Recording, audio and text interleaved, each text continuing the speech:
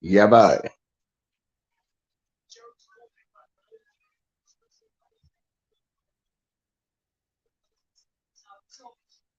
Yes, yes.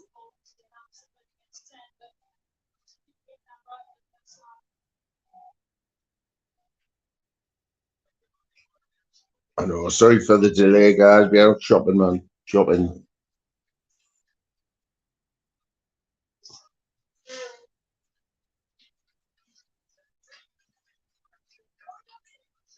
Oh, they've only just scored. I knew they would. Hey, a couple of coupons just come up there.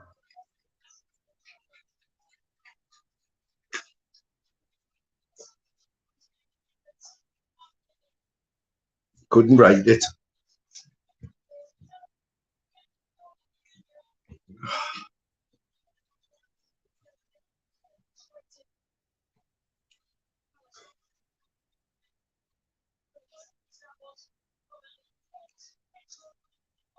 Two one Liverpool.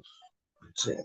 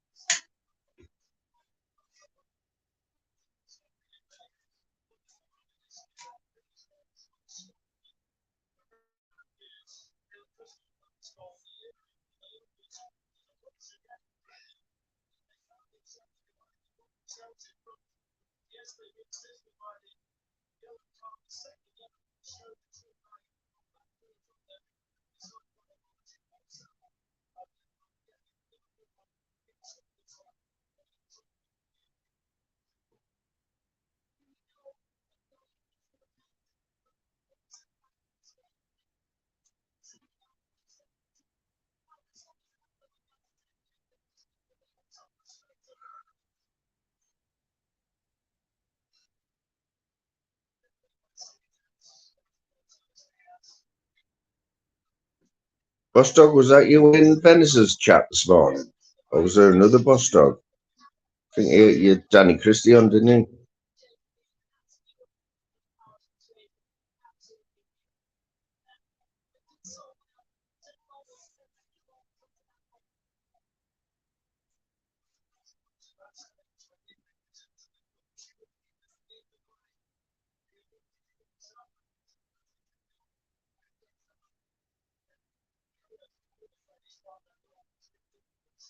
Come on, Palace.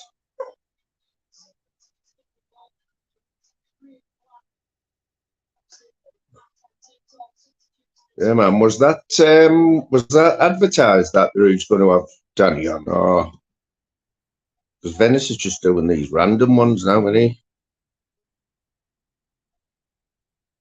But I'll have a talk about that in a minute because I missed it. Like I just seen it was on.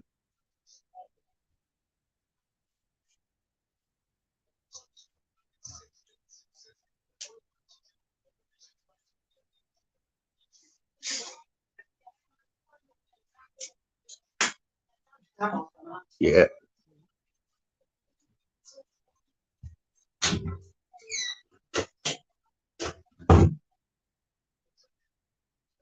Sorry, guys. Just a bit. Oh, is that 3-1? Oh, he's offside. You gotta laugh. You gotta laugh, man. Fucking hell, boss dog. If 100 odds low numbers, what are these? What's four? We're gonna go into double figures today, man. Double figures. I'm gonna get the Borough top on. Run a little bit late and everything's a little bit rushed, but we'll get there. Just give us 5 minutes. I've just sat down. I've just got the fire stick on. Drama as usual in the Moon household. I think I have to go with the top today because we won 4-0 the other night. Won 4-0 the other night, but we got beat, didn't we, last week? Got Norwich today at the Riverside. Fortress Riverside. Yeah. Oh, come on, Sean. Sean Wayne burning the pizza. Not one of your best, that, Sean. Lad. Right. 2 secs, guys. Bear with me.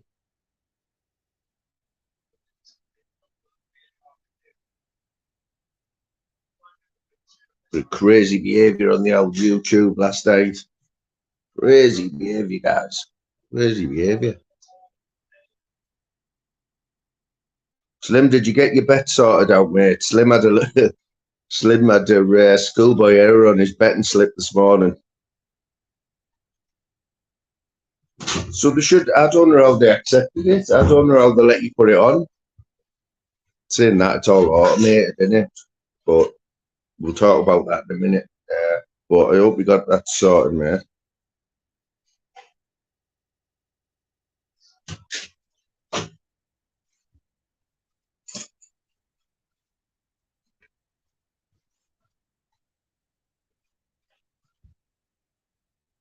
You're right, Paul, mate. You are right. Get it.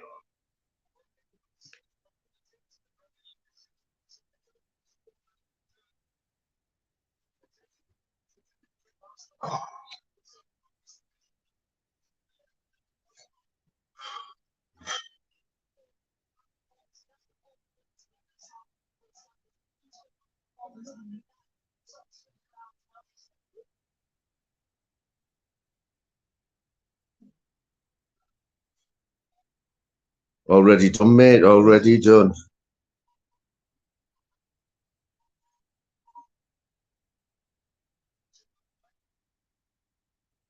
Oh, don't mention Palmos, eh, man. We're both starving.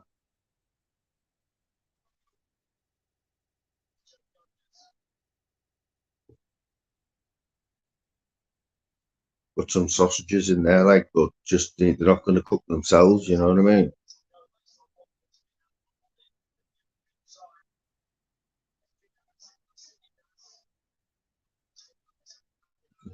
Just having a little flick through me,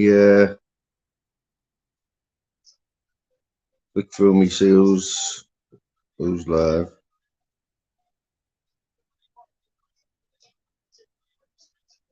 Oh, no bet then, mate. No bet. See, not many people have seen me community post, or not many have liked it anyway. Check this community post out, man.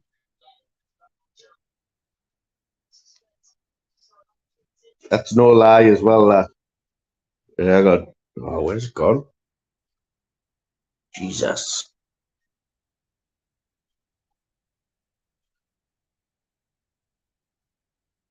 Oh, when the red go marching in. Come on, where's the community post? I thought it was quite funny.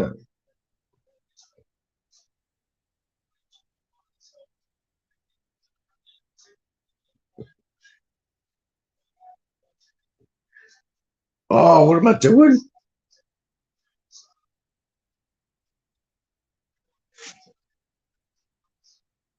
For anyone who didn't see it, this is true. I thought the new chief, what is it? Chief Superintendent of Durham, Rachel Bacon. Rachel Bacon. Mate, no poster framed yet. I know the shop where I'm going to go, though. I went out, I thought, because it was me and Louise and the daughter and a friend. So I had a little mooch off on my own. But didn't really end up getting much, like. Got a few cards. It's my mum's birthday. It's my mum's 70th on Christmas Day. And they had loads of good mother Christmas cards. But do you get her? Do you get your mum's 70th birthday card with 70 on it? Don't think you want to be reminded if you're 70, do you? I've got this hat right there.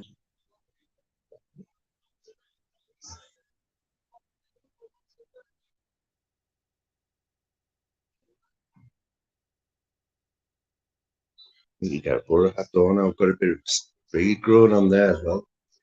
Oh,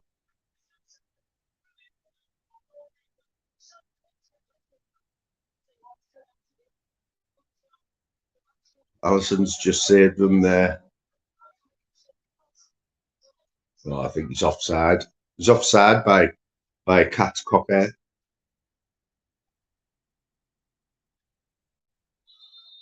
I think I've heard of him, mate.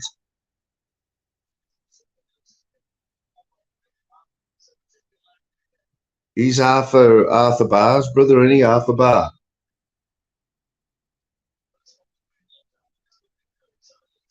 Oh, wasn't he offside? Tell you what, Palace are dark horses, aren't they? Considering they've got a fossil as the manager, isn't it? Roy Hodgson, let's face it, Roy Hodgson. He's over 70. I'm sure he's over 70, isn't he? Yeah.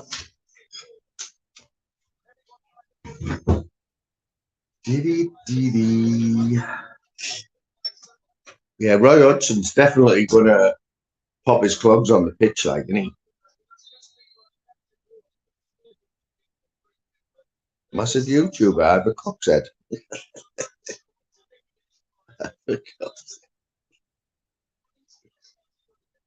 I've got another beauty, the names, Boss Dog, yeah, like I'm the big and all that. Right? I've got a beauty. I'm not going to tell you it yet because I'm going. I want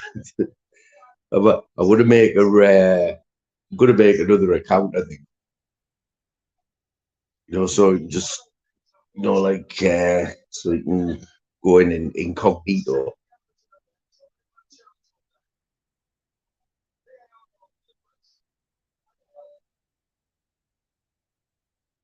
Drive-by puddlings. Did anyone see Boss Dog? Were you on John Smith's last night?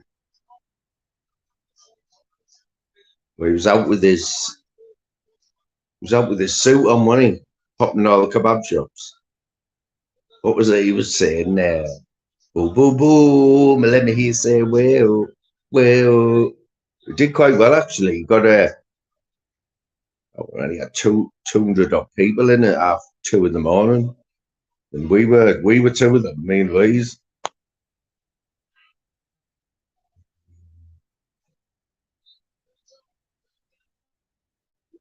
Just done myself a pint of Prosecco.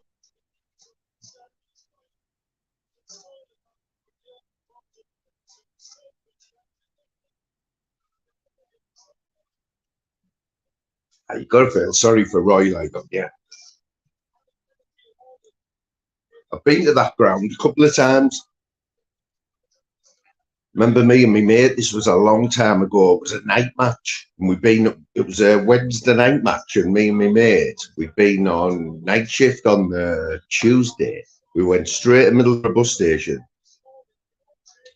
We had our tickets for the National Express down to London. And that was 8 or 9 o'clock in the morning. We set off for Palace. We got in the match 5 minutes before half time. Imagine the state of us, man. That's when we were crazy, though, and used to do mad things, man.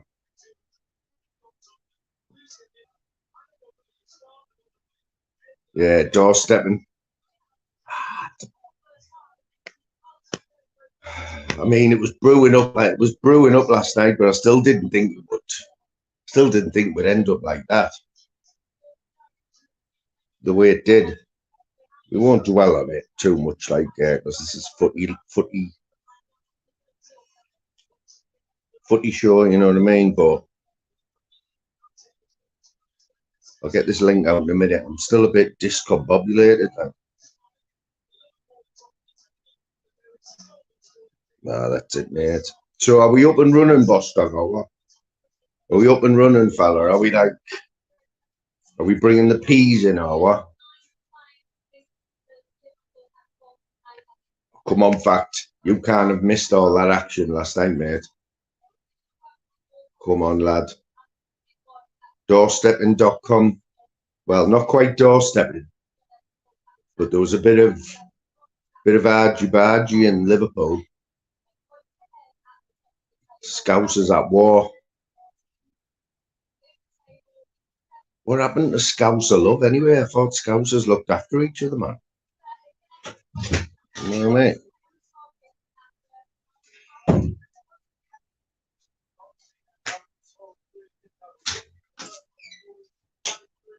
Yeah, man, that's the one.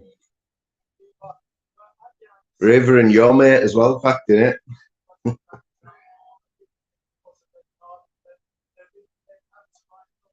No, there's no love lost between fact and a certain Scouser. I don't know. Is it just YouTube or what? Are we still saying it's on YouTube when somebody's pulling up outside your apartment, beating you on and that? I think I have a feeling that it was just one of them heat of the moment things, wasn't it? But I mean, there was some harsh word being said, like, but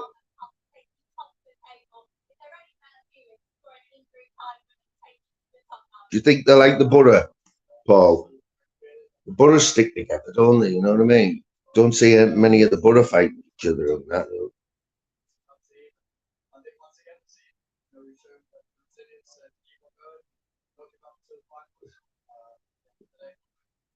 And Tunesy boy, I tell you who's live I was in last night. I was at work till 11 o'clock, but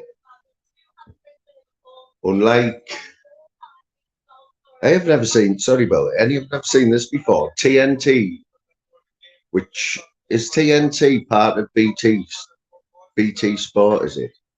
Interviewing the players on the pitch straight after the game, Salah.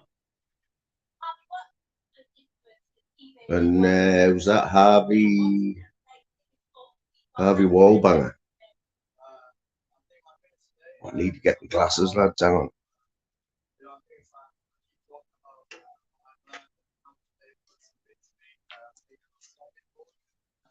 I tell you what, I hope I get some new glasses for Christmas.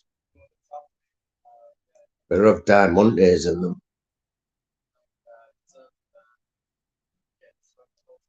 Is it BT Sport now?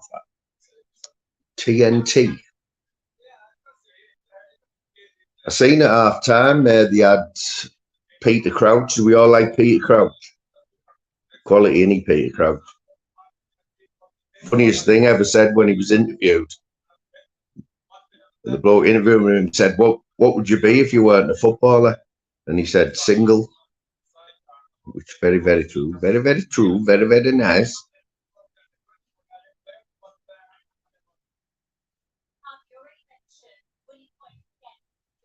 One of them though, isn't he, Crouchy?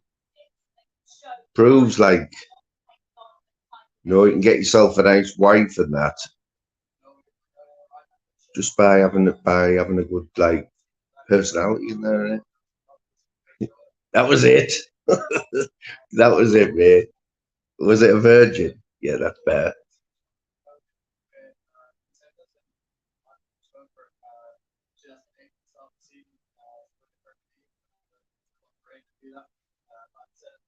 What do you think? What do you think of that fact? Rachel Bacon has been named as the new chief constable of Durham Constabulary. So she's got, I mean, is it only us? I didn't even know whether I'd get it bother for putting that up. Popped up on the news the other day because obviously we're in Durham. But they can't know the significance of it, can they? And I wonder if that's if she's married. I'm guessing she is. I'm guessing Paddy Conroy or Expo hasn't got wind of that one yet. But it's in Paddy's backyard. Rachel Pig. I was going to put two little pigs' noses next to it, but I thought I'll probably get done for it.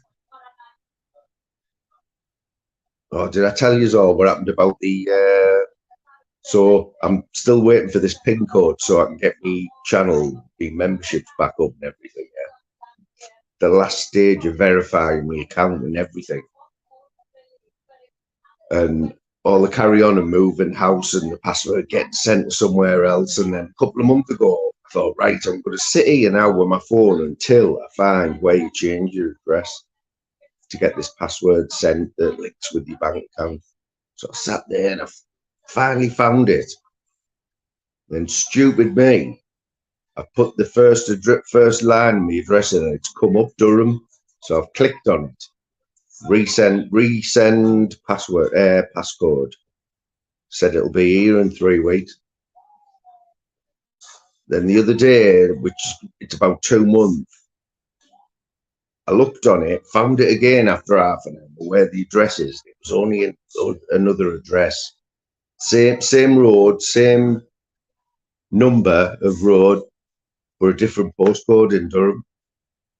Honestly, man. So someone else in Durham's got my passcode, but I've resubmitted it again. Tell you what. Yeah, man. So this Venice and Christie this morning, did the because I know Danny put something about shadow boxer because he sort of made me look a bit of a dick, Venice. So I'm always picking him up and I still will really, but I know when he said he'd been talking to shadow boxer, there'd been a few messages and that. I don't think Venice knew like that he had conviction. He had conviction, you know. But I'm pretty sure he must know now. I was reading something this morning though. It said he's only 30. Is he only 30-year-old? That shadow boxer.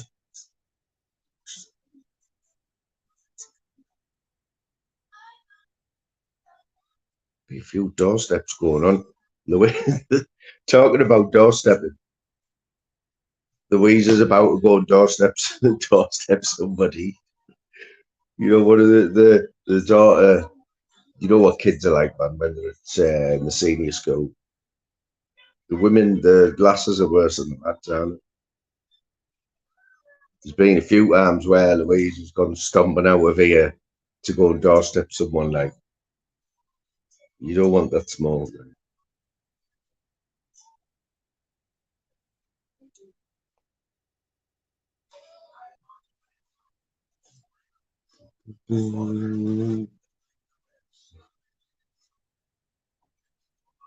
My money's on Lou like all day. You don't want to mess. Don't mess.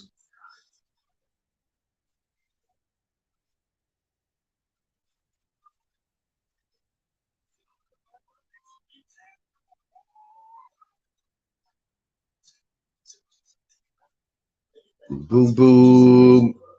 Yeah, but here she is. Boo boo boo boo. How you doing, Quaver, mate? You soon be an older, mate. Soon be on that board like this. Covering yourself in what is it? What is it you all put on? Bloody carrot oil or something. Forget about this YouTube for a couple of weeks, innit?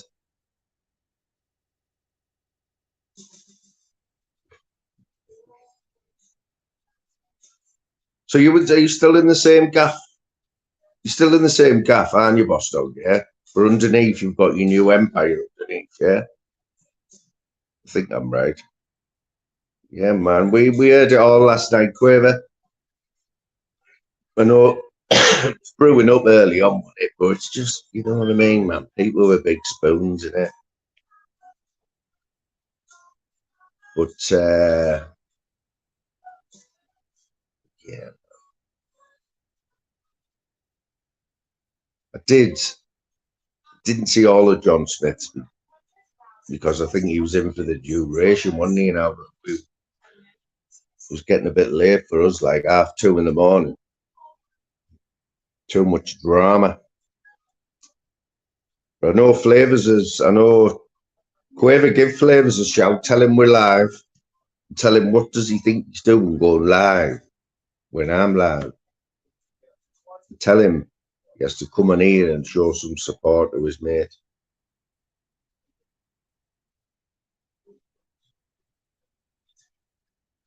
Yeah, man, at least wait till you get back off your jolly, you know? You'll have a nice tan when you go to court and that.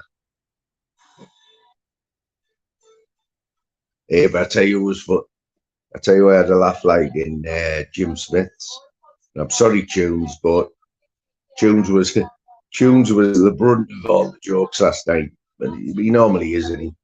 I haven't got a problem with Tunes, but I have a feeling last night because I was at work, right? I could only type in the chat. I couldn't hear what was getting said on the panel, but I just kept putting little. You know, we all like written tunes, don't we? Especially about the army. It was like, what it was funny. I was like, but I told him he better be in here today. Yes, man. Oh, you know what? YouTube idiots. Fair play, because there was 2 lives going on last night when all this was kicking off, and I had one eye on one and one eye on the other. Sad as it is, but YouTube idiots is Team Quaverman all day. But I seen what was happening in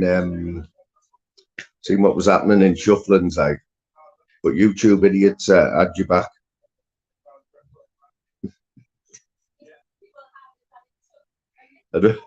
I know they had to use quite a few accounts like to get the point across.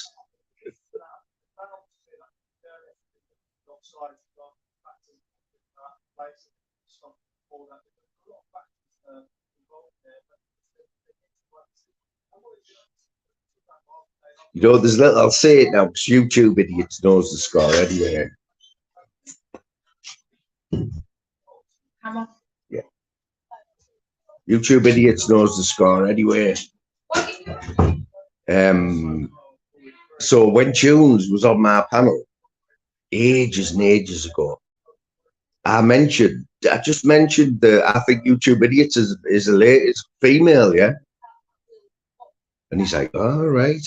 And then he proceeded his next few lives say, oh, what's he called me? Keith Moon. Keith Moon told me YouTube idiots as a woman. Keith Moon said it. Keith Moon dropped me right in it, but we have a little bit of banter, YTI, myself. But it doesn't make any difference if he or she's a man or a woman. Still funny fuckers, and they know where the loyalty stands. You know what I mean? Plus, it's good to have someone like that who'll stick up for you, who's not scared to jump into the chats and say what they think. Yeah, man. I don't know what gender you are, mate. Just a mate.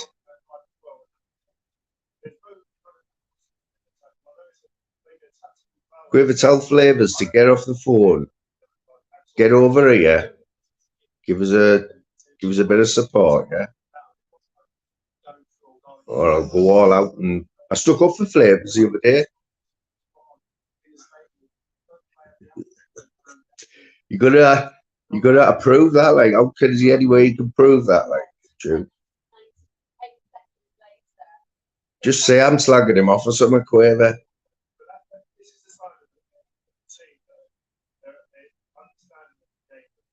He's a man of few words, Flavors, though. When he comes in, when he goes in chats, you'll notice he'll come in, he'll just do a little one words. You know what I mean?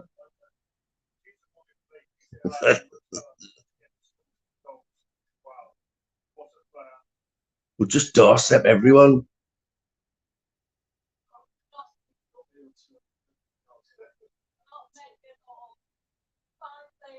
Are we calling that a doorstep, Quaver? Is that your first? It wasn't really a doorstep, was it? It was there was a few beeps going on, like, wasn't there? A bit of beeping going on.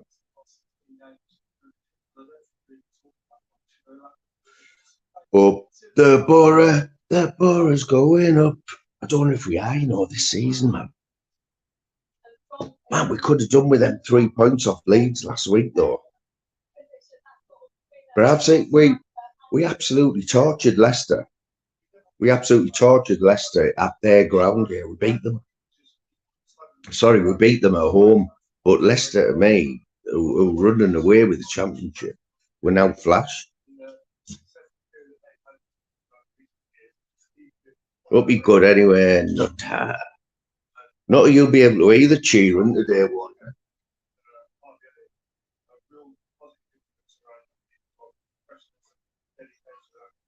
I'm on the hard stuff today. Has anyone ever had a pint of Prosecco? Well, I've been talking to quite a few people this week, and if they all come in who said they're coming in today, we'll have about 50 people in. Yeah, boy. All day, there can't have been many people, Gadgie, in that show today. No, all day's just done a little show there. But I know they see Prosecco with ice. Who the fuck has Prosecco with ice? I'll prove it here. Hang on.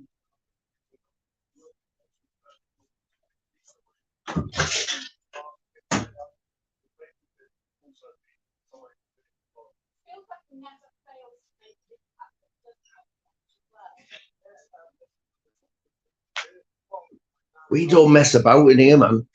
Look at that. Still got about 3/4 of a bottle left, actually. Filippo. Only the best. Yeah, look, just to prove I just opened it. There's the top of it. Bosh. Mad that, innit? How, like, look at the size of that, right? Lovely little shape, like, innit? That was a bad move, right, when you go out. I bet, fact, I bet you haven't even had a pint of Prosecco, have you?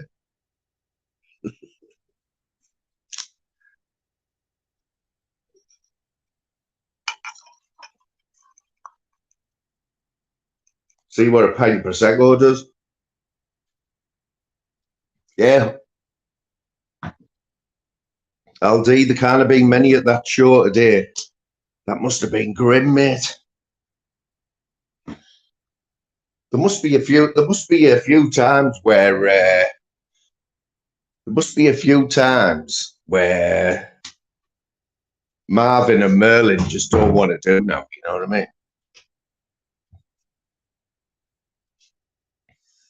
Where they're just like saying, nah, I'm not a day, mate. I'm not having it. It's freezing.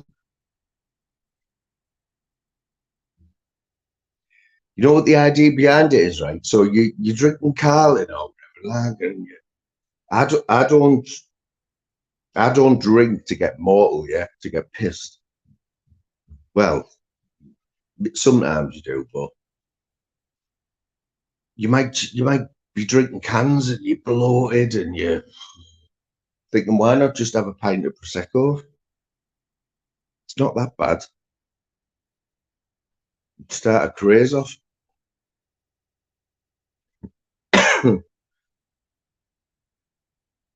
Yep, you stick this link out, and my great mods will share it as the afternoon goes on.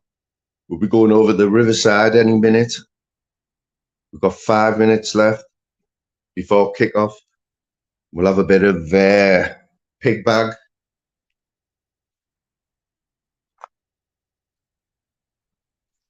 Oops, a daisy. I keep taking photos. I keep taking screenshots, right, on my phone. I'm looking in my gallery and I'm thinking, where the hell have all these pictures come from of like random shit? And it's where I keep taking screenshots. But for anyone who I will be sharing this randomly during the afternoon, just to wish Rachel Bacon, who has now been named as the new Chief Constable of Durham Constabulary. Oh, she is married. Mrs. Bacon. Wait till that catches on, man. Honestly. Right, what's here? I'm going to try not to keep diversing, or what's the word? What's that posh word that I've used it before? I can't remember. What's the word when you keep you start on one topic? Honestly, you couldn't make that, could you? Rachel Bacon, Chief Constable. Maybe the police don't. Maybe the police don't get it. You know, it's maybe just a YouTube, our YouTube community. But still, I was still wary. Even putting that as a post. I thought, I bet YouTube have something to say about that, because I was going to put two little pigs' noses at the end. You know, the little pink avatar things, emojis.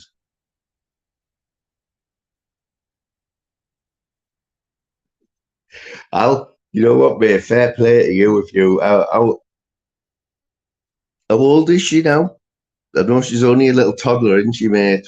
I don't know if I could do all that again. You know where you heard it first, brother. I keep calling you brother.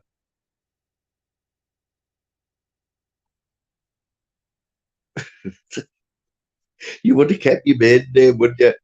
You would have got in for your interview. Thought, well, even before your interview, when you got married, she might have got married when she was already a copper, but you would just change your name by default, wouldn't you? It's like, anyone can let me see if we can get to the riverside. Does anyone else know of any names that are very appropriate? And when I say appropriate to the job that you do, or the lead, or the role that you have, similar to that, Rachel Bacon, Chief Superintendent. Not just a PC or anything, that would have been bad enough, but Chief Constable of one of the biggest constabularies in England.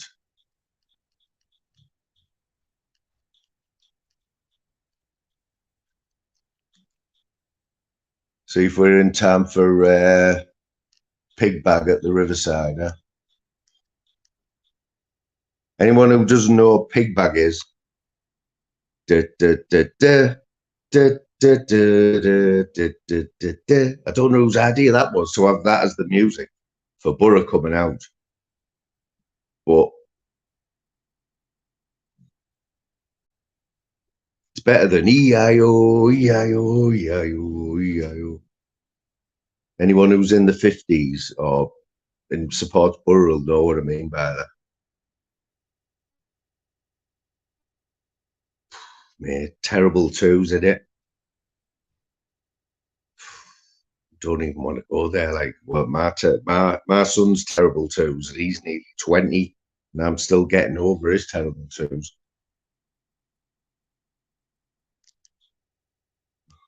Respect to the 10 who are taking time out on the Saturday afternoon, on the weekend, to come in, and doesn't matter how long you stay, man, but big respect to YouTube idiots. You know what I mean? What do we reckon? Is YouTube idiot become a Gadgie or what? Because this is the Gadgie channel, you know, as we haven't got one lady in yet. I think I've sort of alienated them, haven't I? But YouTube idiots, what do we reckon? Can YouTube idiots join the realm of the Gadgies? Radgy Gadgie?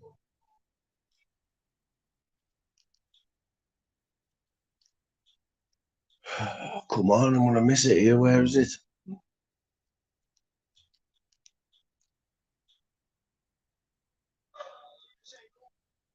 Here we go, lads. Here we go.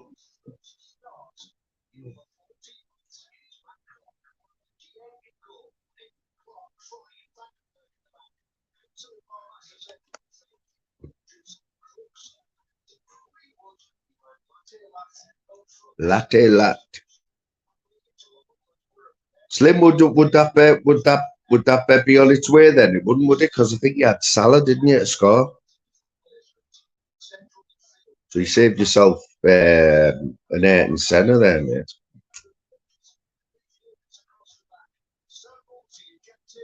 I know we might have pork chop on later.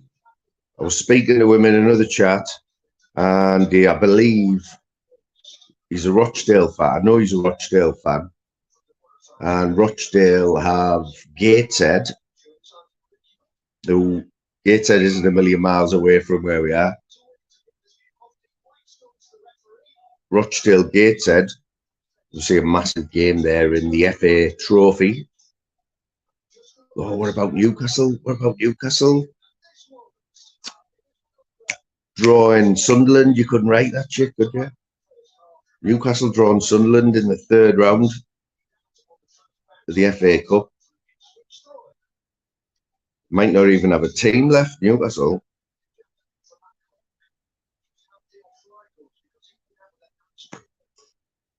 I'd like to find out whose idea that was for Pigback. Stroke of genius. And my brother and my dad, who were season ticket holders at Borough, my brother reckons there was 30-odd thousand there at the Leicester game the other week.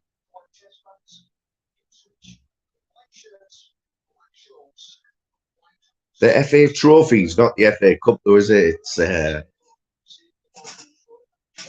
as I noticed, there's quite a few fixtures on in the FA Trophy. Is that what they were calling the FA Bars back in the day?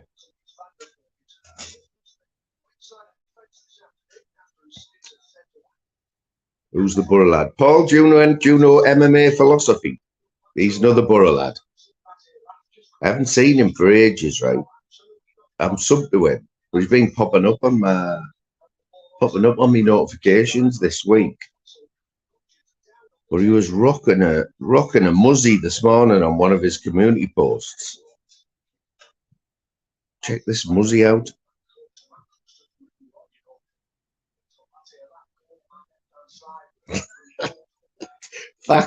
Fact, you're gonna love this. You're gonna love this one. What do you make of this? Look at the muzzy on that. COVID muzzy.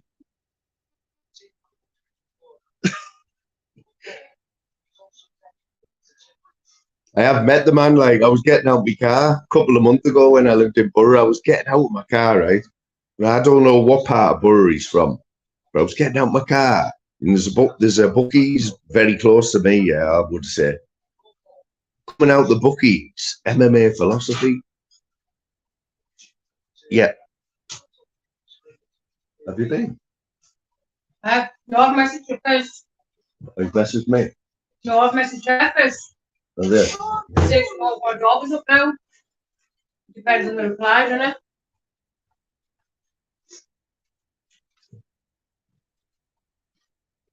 Yeah, that's what they reckon, didn't they? Back in,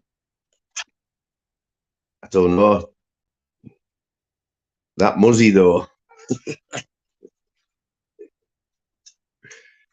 Louise is just getting psyched up there, doing a bit of shadow boxing.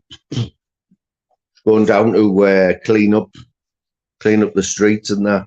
Boiling. I got a new.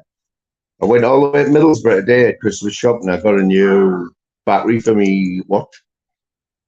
He even set the time for us as well. I can't believe you sat with a bottle of Prosecco. I've just sold them. I'm having a pint of Prosecco, man. We're laughing right now. Oh, I've got the owner of a blue circle of death.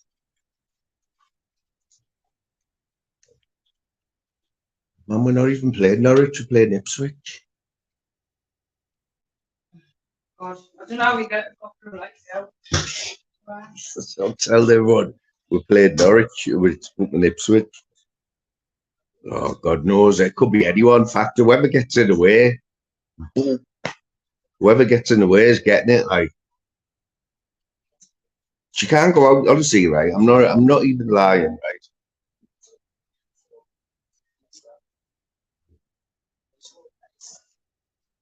I'm not even lying here. Whenever you go out anywhere with Louise, doesn't matter if you're going 100 yards to the shop, you're always going to get, there's something going to happen. Yesterday, she's parked up yesterday, right, outside the shop in the town, in the little town up the road. Just your average, your average Friday afternoon, few people mooching about, doing a bit of shop. Louisa sat in the car with her daughter and a friend in the back. Some random bloke just opens the door and gets in the car and sits there, realizes he's in the wrong car. What the fuck you doing? What you doing, mate? Oh, sorry. Gets in the wrong car, just... See you later. Have fun. What are you doing? Don't open any messages up, alright? No, there's something down there. Yeah, man. Honestly, you couldn't write it, could you? You couldn't write it, man. You just sat there like warming your car where some random just opens the door and gets in and sits in your car. Like, how we mate? I don't even think his car was green. Yeah.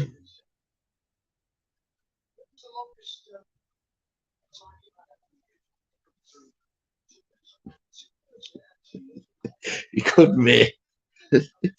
You couldn't blame that hairdo on COVID, could you? And there's no.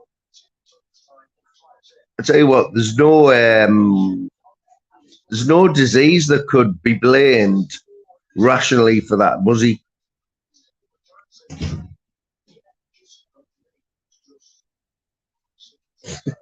Yeah. What excuse do you give?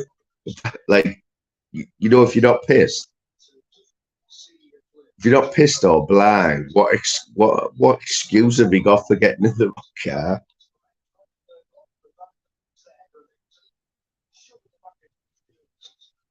Oh, you mate, Slim, no lie, right? This only happened 6 months ago. I went to my friends over in Borough. Tea time. It was tea time. I don't even think it was dark. I pulls up on the road near his house. Before I'd even got out of the car, knock on the window. Are you looking for business? Are you looking for business? Are you looking for business? When I said no, she went, oh, well, have you got a fact? No lie.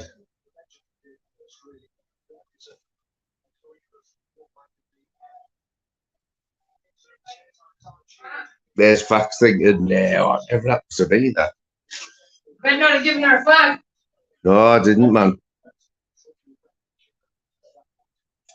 But they just got no shame, have they?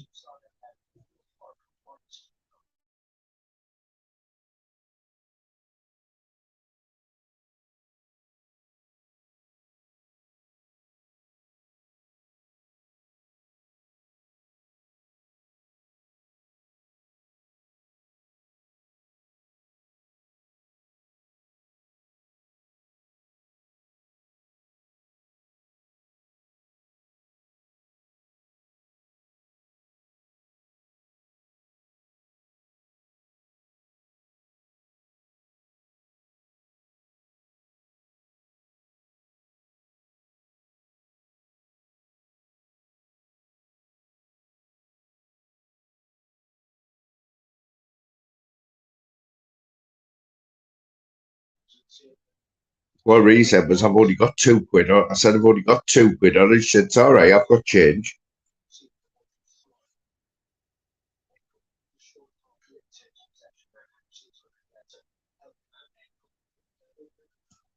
Tell you what, there's a lot of empty seats at the Riverside there.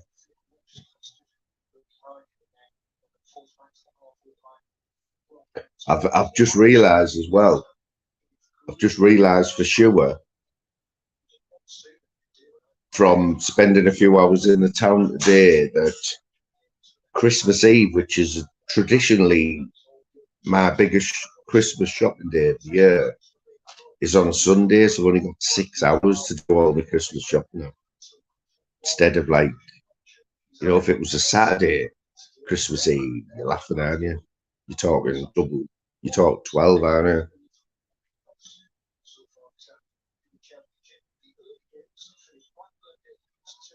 A to Z, showing your age there.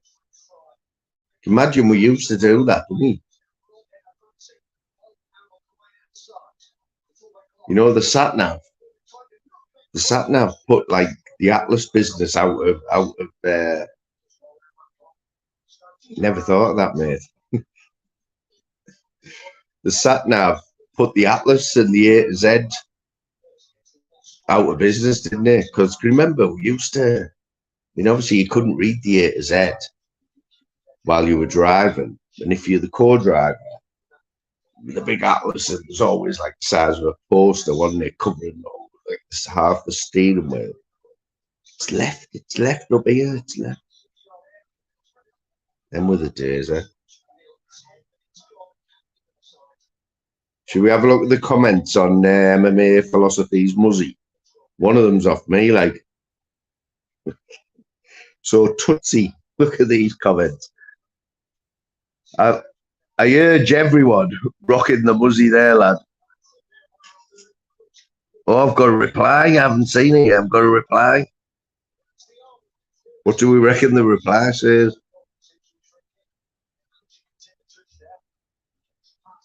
Yes, he's got a sense of humour there. Rocking the Muzzy there, lad.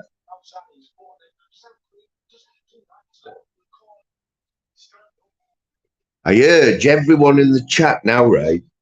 Go and put a comment on MMA's Muzzy pick. Funny lad, like. It's got 4,500 subs though. Not to be sniffed at. Eh? What? What?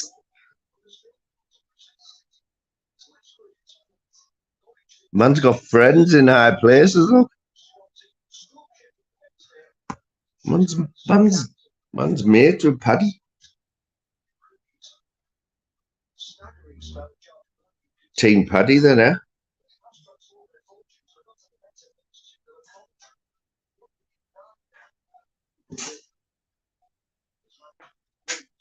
Never know, might get him on again. I'm sure I said to him when he was coming out of the bookies, I said to him, you'll have to jump on, you know what I mean? Give your channel a little boost, jump on mine. I'll put the word out that you're a decent Gadgie. See if we can get you some more subs. That's what I do. Well, you've got to share the love, haven't you?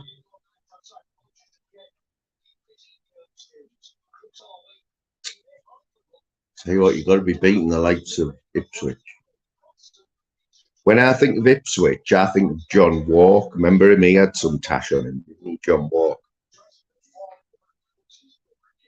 Like a Tony Bellew, didn't he? Tony Bellew in the jungle.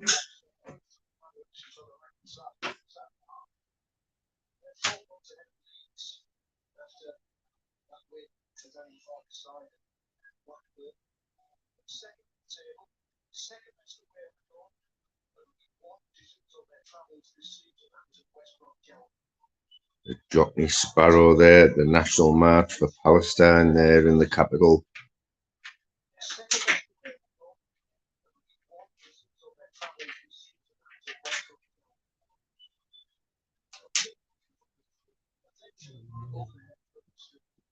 There's Exposure pretending he supports Liverpool and that.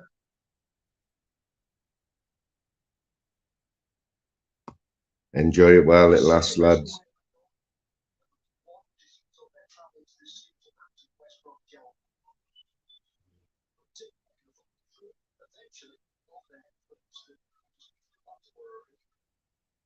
Somebody doorstepping somebody, because I'm gonna have to go and doorstep somebody. It's where all the views are, isn't it?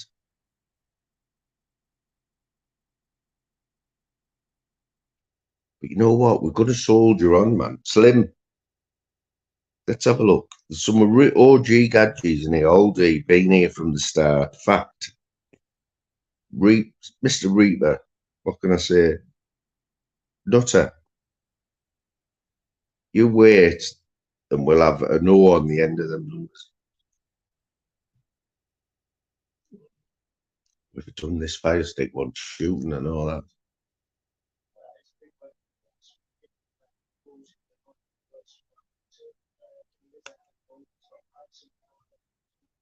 There's a shadow boxer there.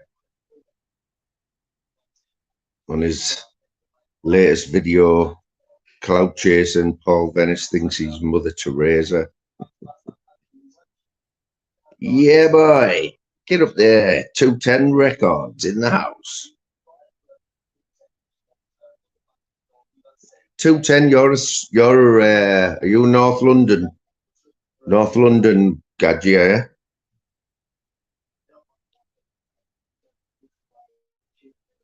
I spent a bit of time in southeast London, right next to, I was staying right next to the Charlton, the Valley.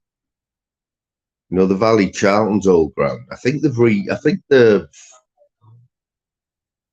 When I was there, it was all overgrown. It was abandoned. You know, they weren't using it anymore. But you could see it hadn't been knocked down or anything. But I believe that they've revamped evidence in the back there now. We got the Cowboy. Got Manu Bournemouth on. Yeah, we might have the first half-time report.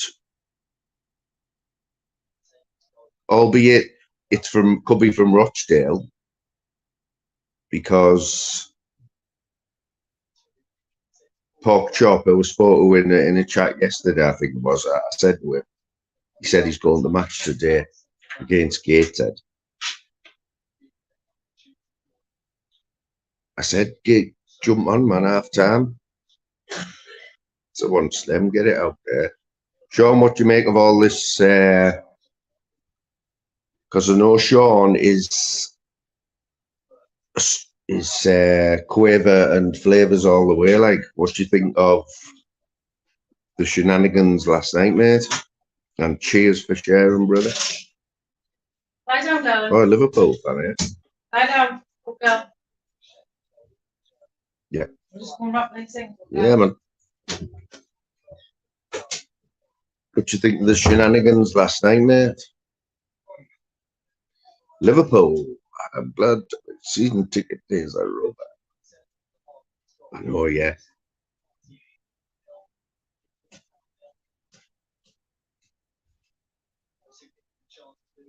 I'll be honest, I couldn't do it now, but when I was younger,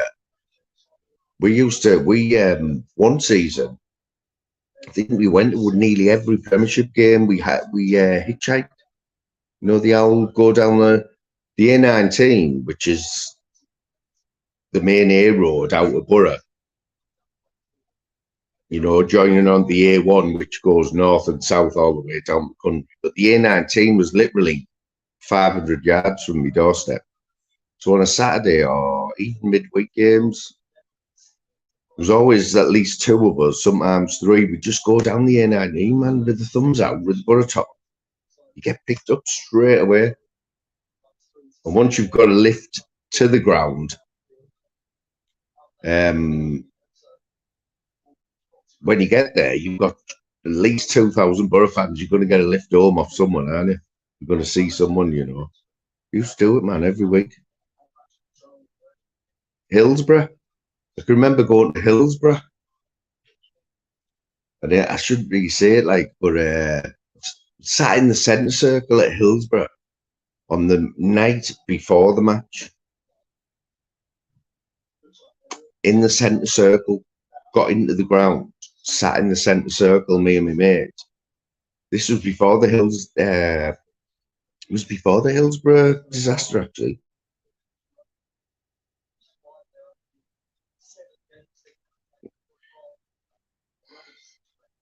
Yeah, it went a bit too far, didn't it? I mean, I heard all the build up to it, Sean, and like it wasn't pretty. It wasn't pretty, you know what I mean? But there's a big difference from saying something and then pull them outside someone's house, isn't there? You know. I don't know. I think last night broke new ground, like with the divide. Just, it seems to me, if you listen or you're reading between the lines, it's like people are still holding back. People have still got things on people that they're willing to put out there, you know. But big up the Bam Bam. Big up Bam Bam, who's making a comeback. And what you had last night was a total conflict of one person saying one thing on a panel, one person saying another.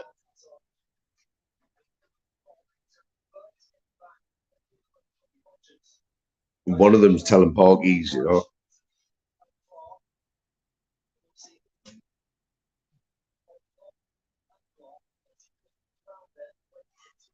But to be fair, none of it's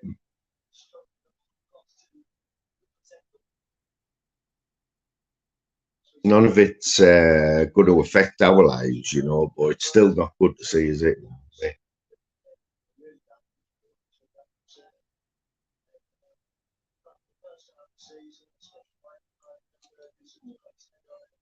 What else has been going on here? There's not much going on in this match. Has there been any other scores anyway? Let's have a quick look.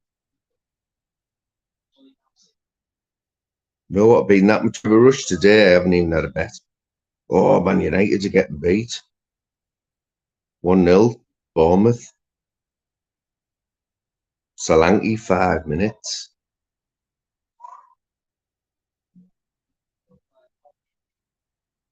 There's only a couple of teams in the world where if you're 2-1 up after 90 minutes, where you still don't feel confident you're going to get 3 points. One of them's Man United or Trafford.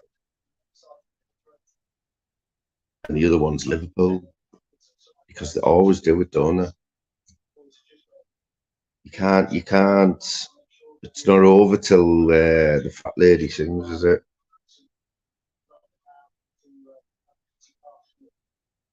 Sean, I haven't seen you on many panels lately, like Sean. You're having a bit of having a little break off the old panels, because what you see on this side of YouTube is you see people, you know, they have a little spurt of energy, don't they, where they'll jump on a few panels, you know, and then you won't see them for ages. I'm not saying that's you, Sean.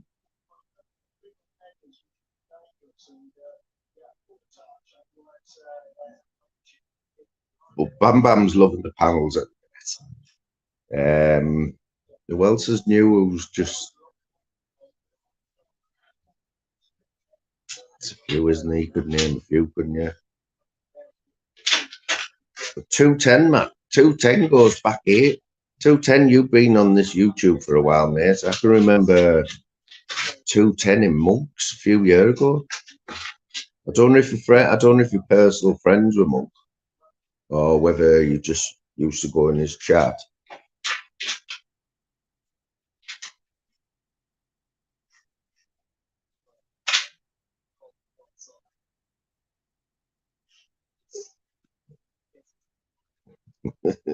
Step back a bit.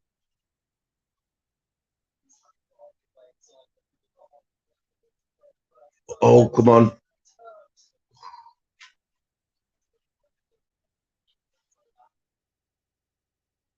I tell you what, has anyone else noticed, right? If you go back 10 years, there wasn't many coloured goalkeepers, was there? You know, many black goalkeepers. Did you notice that? Although any amount of black players, yeah, goalkeepers, no, managers even less, and I think that got brought up. I think the FA actually looked into that, because it doesn't make any sense, does it, when you have any amount of good black players, but not many of them go into management. And like someone was, the question got asked, I'm sure it did a few years ago. Yeah, man. But we've got, the reason I say that now is because we've got a keeper now, the Borough. I don't know where we got him from, Dieng. But my fire stick's gone off again. Put it down to the weather. But yeah, I'm sure there was some sort of like, you know, the FA were looking at it thinking, well, it doesn't make any sense when you've got all these top players, black players, but none of them are going into management.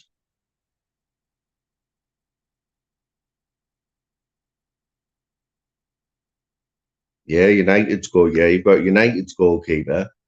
There's quite a few, you know. Noticed.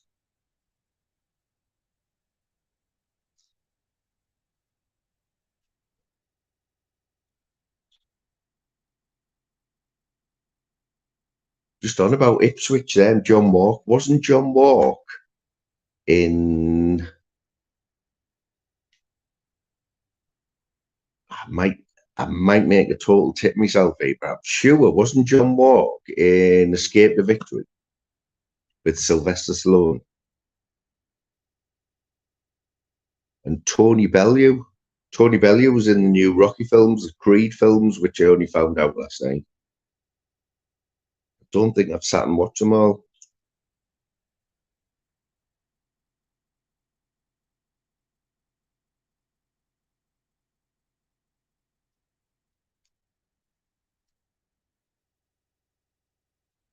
No, there wasn't any back in the day. But cheers, Boss Dog, for pulling me up on that. You know, Boss Dog, right? You got to watch him because don't ever try and tell a joke twice where Boss Dog is in the chat because he pull you up on it. When something's funny, I'm obviously it's funny the first time, but you know, now and again, only now and again, right? I might use the same joke twice.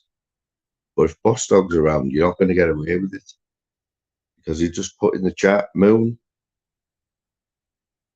you've used that joke before, mate. Remember that. Tony Bellew wasn't. John Walk was. Am I wrong? Am I wrong? Am I right? Oh, what's going on with the fire stick? Fire stick problems. Man alive. I might have to go to Sky Sports here.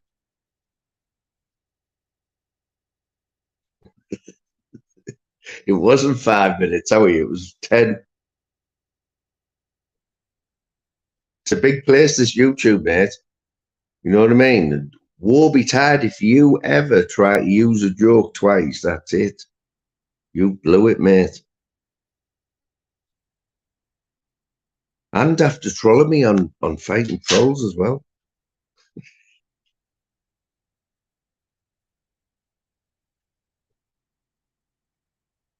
Boss Dog's in the World Beard Growing Championships this year, aren't you, Boss Dog? You and Andrew J. And Steve Farthing as well. Steve Farthing's apparently Steve Farthing's just entered. I've just had word there. He has entered the World Beard Growing Championship. Andrew J. Boss Dog, Steve Farthing. But they're looking into the legal side of Steve's because he's got he's got the weather, you know, and apparently that could be an advantage, you know. When you've got the weather. See, Boss Dog's doing it in Cardiff, you know what I mean? If you grow a beard in Cardiff overnight, must be a Welsh thing. Must be a Welsh thing with Andrew J as well. Right, that's gone off. And it's pissing me off. Clint Brook in the house.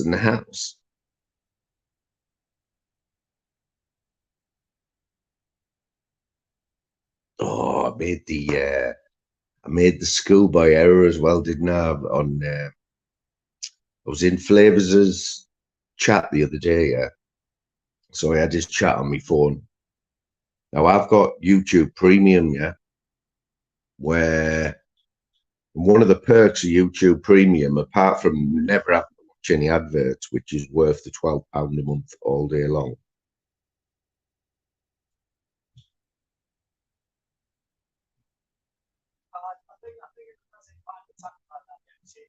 as well as getting no adverts, yeah. So another perk is if you're on YouTube on a chart and you can go and look at another site, and what it does, it minimizes the screen in the corner, so it's still you're still on that site. But I got a message off my son about a Christmas present, yeah. So me being clever, I took my eye off the ball a little bit, thinking I'm clever. Puts a text into my son with 2 little kisses at the end, because it's my son, you know what I mean? That's what you do. Anyway, click send. It already went on to Flavors' chat. Oh, yeah, son, no problem. I'll see if I can get you this mouse for Christmas. 2 kisses. Went into Flavors' chat. It's one of them, you can't undo it, can you, once you've pressed that send button? Boss, I seen you this week, because I do. If there's absolutely nothing else to watch, and like,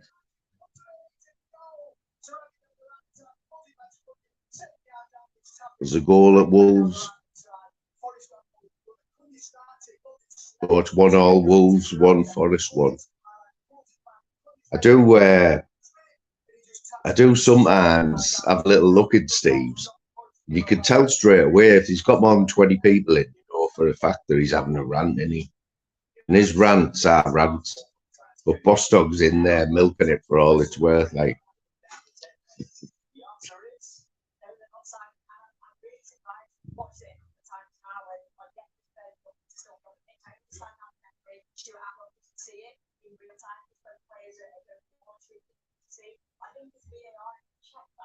Yeah, man, Aldi's on it as well.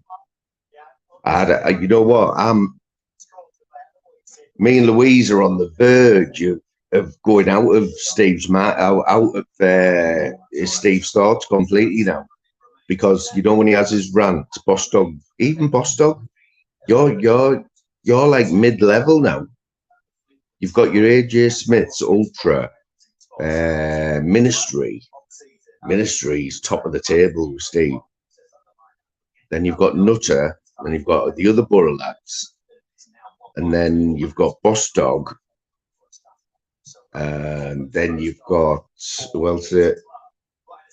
then you've got Jim. Zeus always gets a mention, and then when you hear Zeus, you usually hear Fly Meet the Moon straight after. Considering we've done absolutely nothing to Steve Farthing, nothing at all, we still get a mention.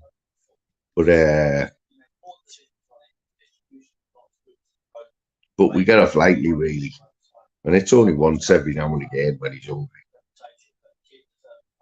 I notice he's got himself a nice bit of smoked. What was it?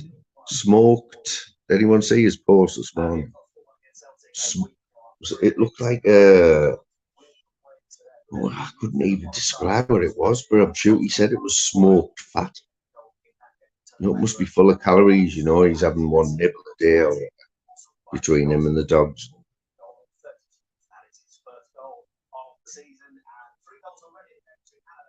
Yeah, it's better when he's got 25 than though. Like I say, unless you're forgetting about this Prosecco here.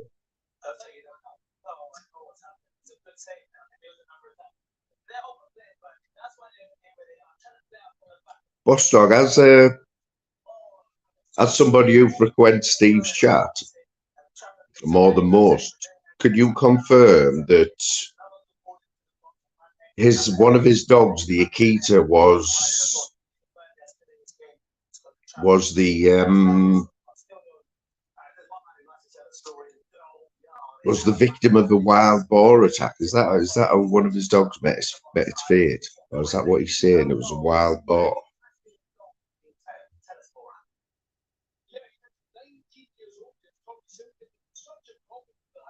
But I think Boss Dog, he's missing. Steve's missing a trick, because he could put a challenge out here and say, look, let's end this all with a beard off. You know, you both have a shave on a live. You both have a clean shave with the same razor, and then you see who gets a beard first.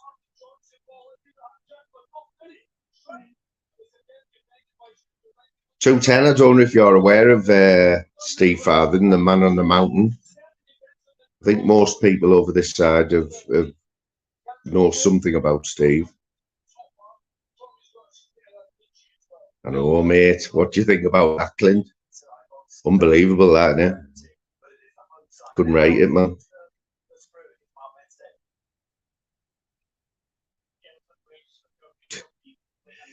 I'll tell you what, I mean, we all love our dogs, don't we? We're all pet lovers. I know most people need a Boss Dog.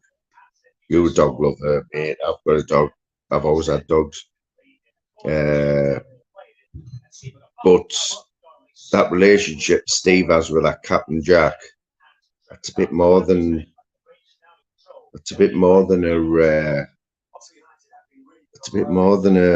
a dog relationship, that, like, because I don't know. Oh, we're getting beat.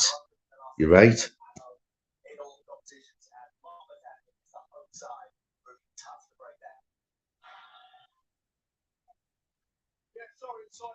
You know what? But a couple of years ago, I would have worried about that, going 1-0 down. But you know, we've got a bit of a backbone now. We can come back.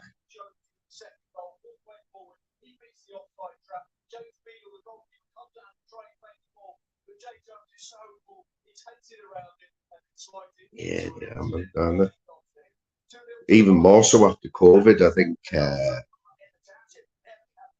don't know what type of dog have you got. What type of dog you got? 210.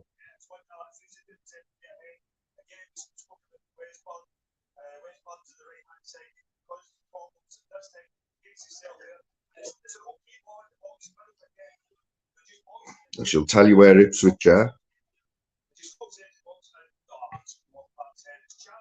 Oh, Ipswich is second. Shit. Didn't realise that, man. They're only 1 point behind Leicester. I didn't know that.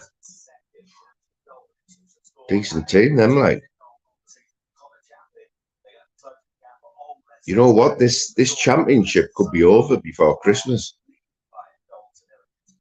Yeah, I didn't rate Leicester. I mean, they're winning the game today, but they're going to be up by January, February, and we're looking at the playoffs. We're looking at the playoffs. Even Sunderland are above us.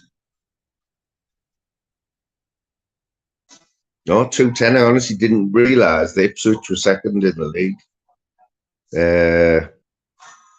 48 points off a possible 60. That's not bad going, that, is it? But I didn't rate Leicester. When they came to the Riverside, I thought, crap, we battered them.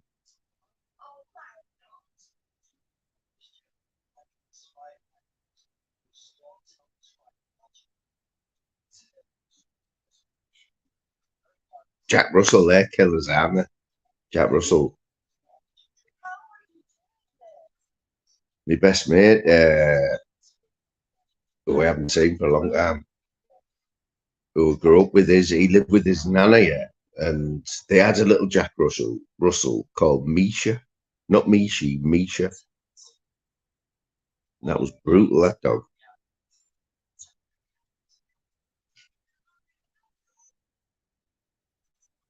Yeah, he's.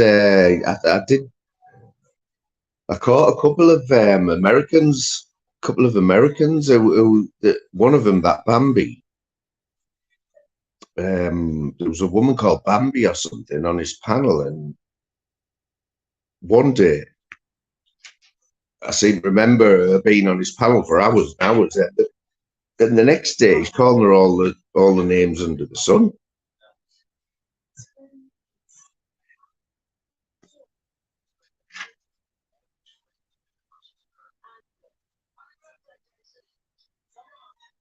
So them German Shepherds, 210. The police, they were always police dogs, weren't the Alsatians, German Shepherds, and I know they're very similar, but there must be some difference, you know, an Alsatian, a German Shepherd, I'm guessing.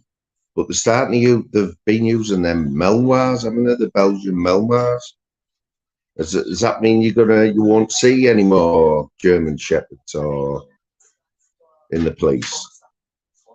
Because them Melmoirs, they look a lot more sleek, don't they, and agile, and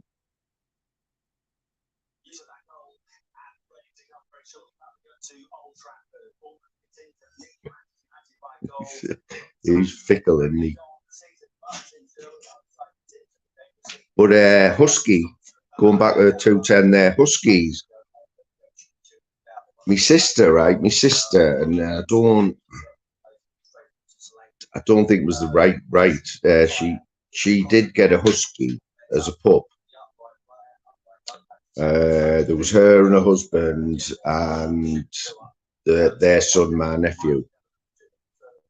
I think he was about 5 or 6 at the time when this happened. But she'd had the Husky, but they didn't take it out much, mate. You know what I mean? And Huskies are working dogs, aren't they? And it wasn't the right environment for the dog. But what happened? And this was a one-off. Like, this will never happen again, I don't think. But you know, in the kitchen, you know, you've got a plinth at the bottom of your kitchen cupboards. Is it called a plinth? A bit of wood that like covers the gap underneath your cupboards to the floor. And it normally, like, it just sort of sits in, doesn't it? Well, crazily enough, one day the Husky was in the kitchen, yeah, and somehow it had pulled the plinth down, pulled the plinth from the bottom of the 150 mil. So, you know, yeah, somehow it had pulled it down, right, got its paw in, and went to pull its paw out, and its paw was trapped. Its paw got trapped in the plinth in the bottom of the cupboard, and it went crazy. But my sister didn't realise at the time what was going on. She got in the kitchen, the dog was just going mental, and it went to bite her. This is after I think she was about 2 years old, the dog, and she's never had any problems with her, but there was blood there. My sister was panicking. When she realised what had happened, she went to free it, to pull the plinth down, and the dog went to bite her, or might have nicked her. And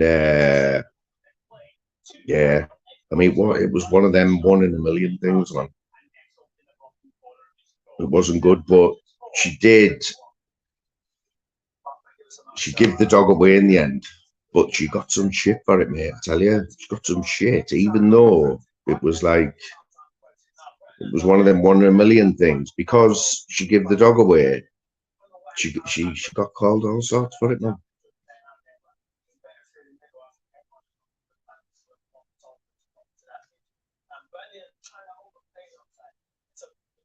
Yeah, I mean, I don't know what a Husky's good with other dogs.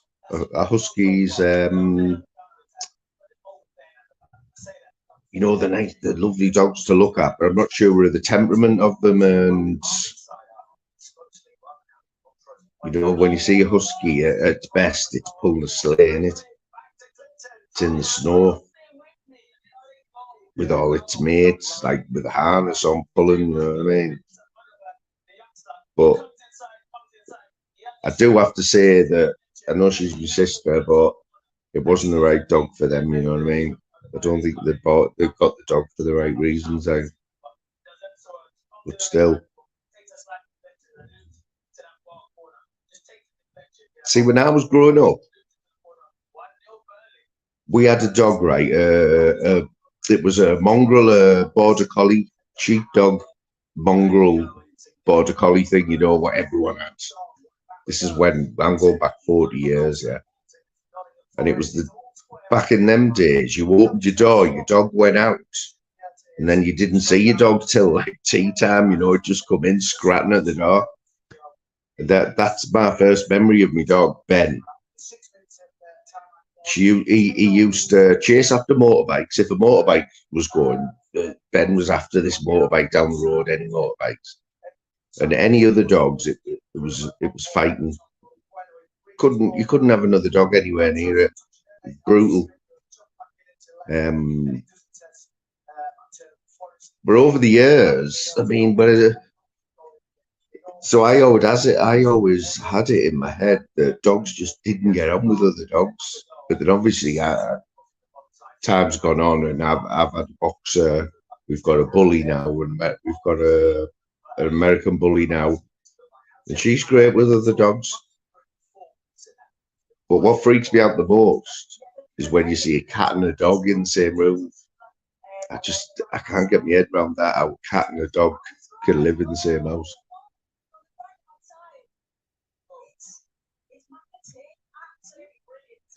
You don't know though, do you, till you try? You don't know.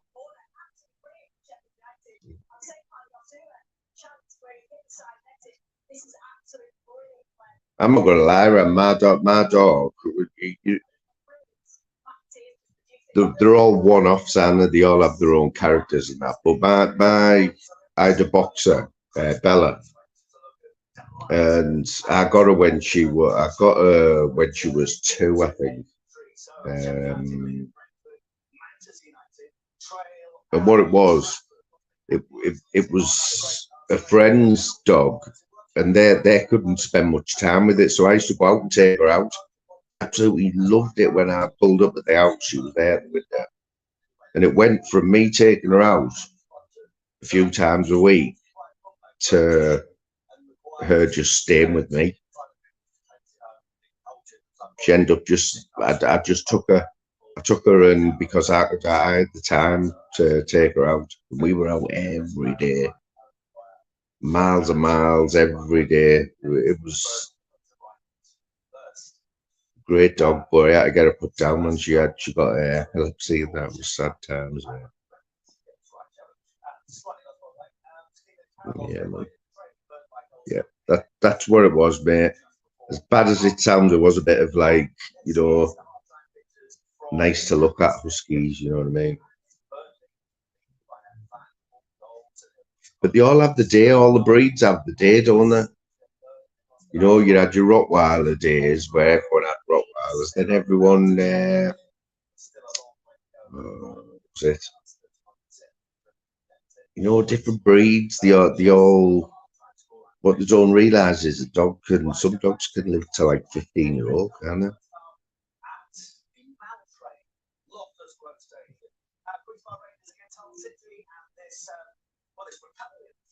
But I've heard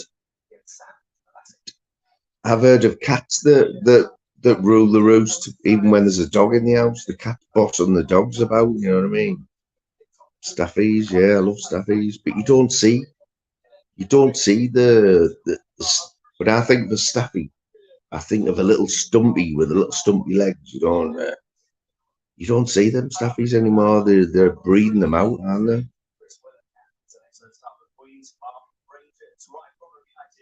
Oh, Cock Spaniels, man, they are lunatics. I used to think my boxer Bella, she was trim, right, because we used to go out all the time. But I thought she was like Linford Christie, mate. I thought no dog can beat my dog over 100 meters till I seen my mate's Cock Spaniel, mate. They're just like you can't even see them when they're fast. Yeah, they've all bred them out, haven't they? They've bred the little stumpy ones out.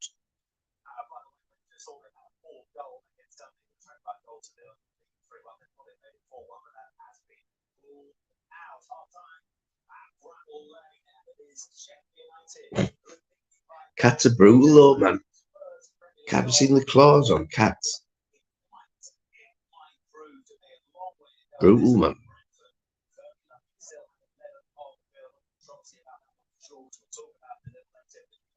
They've had a good run out of it, haven't they? The dog breeders.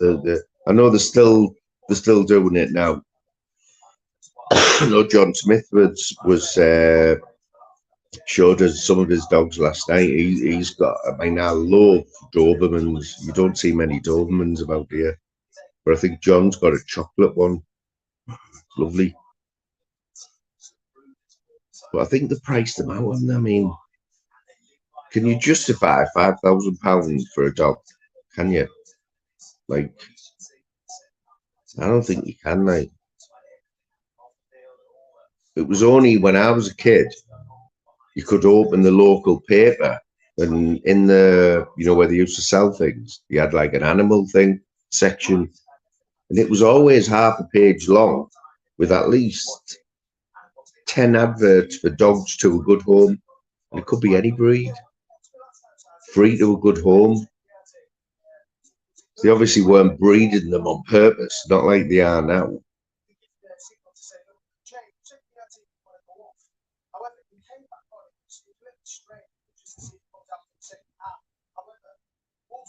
Mate, you won't be the only person who says that either. The Prosecco, man. Let me get some ice because I've still got Louise has just said to me there, what the hell are you doing with a bottle of Prosecco by your foot on the floor? So anything that happens from in the next hour is blame it on Filippo. I believe that DOC is dry, innit? Dry in French, DOC. But Filippo, he makes a decent Prosecco, right?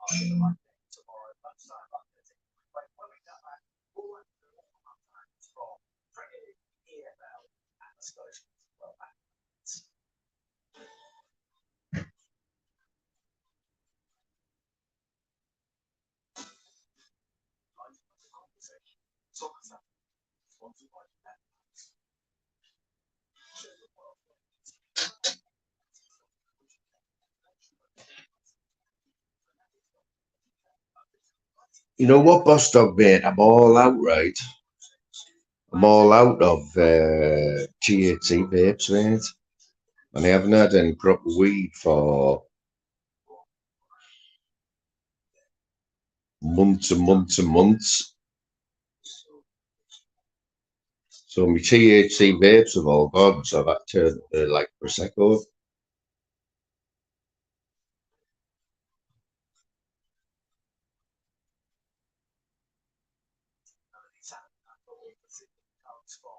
Oh, doesn't it mean dry?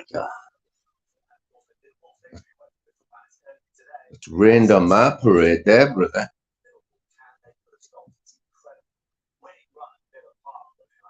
So all these does a bit of French, yeah?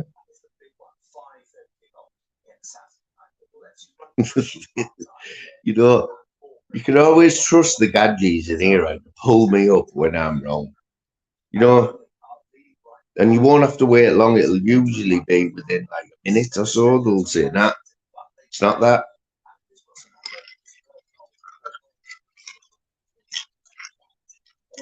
But that's what Gadgies do, you know what I mean?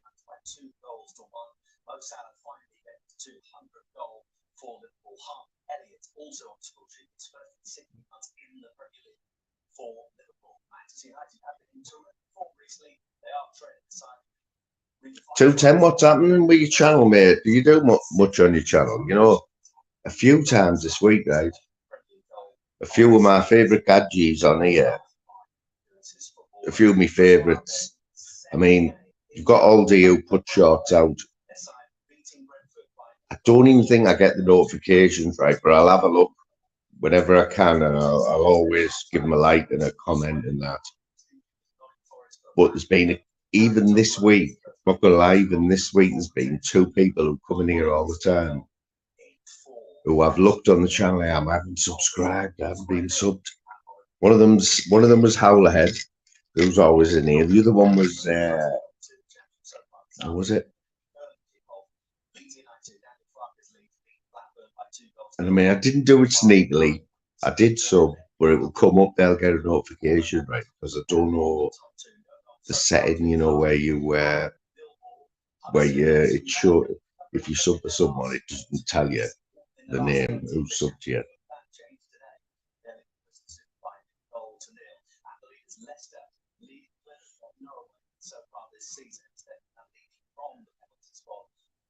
Mate, I don't know what I'll be honest. I remember you, mate, from Monks. I see you about and that. You've always said all right was. But I don't know what your content is. But we'll just because you're a Gadgie, mate, we'll share it and that, you know what I mean? Respect for your input today. It's all right watching live, isn't it? But when you're in the chat and you put some good input, that's what it's all about.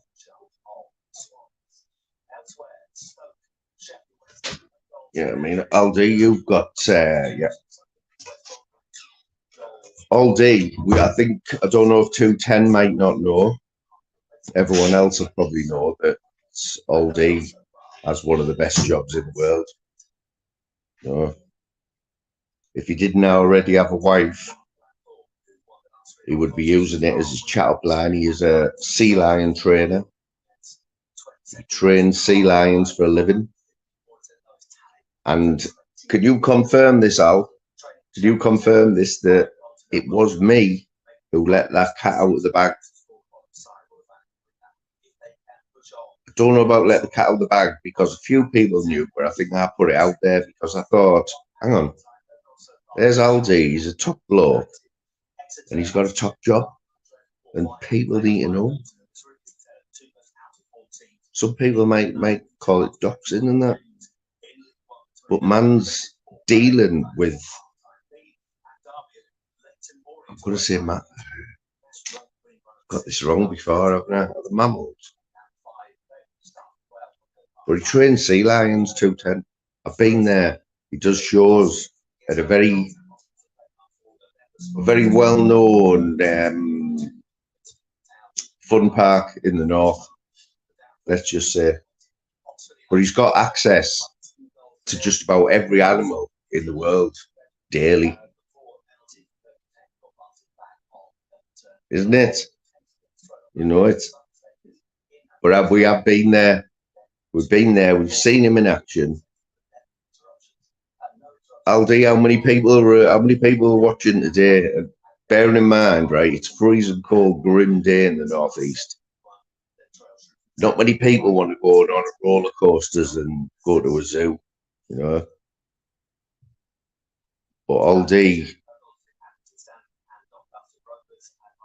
grins and bears it, yeah. And he put a show on today. Last time we were there, I think it was full, that thing. Probably 200 or 300 people, I think he said. Yes, Gadgie. Big up the Pandeco.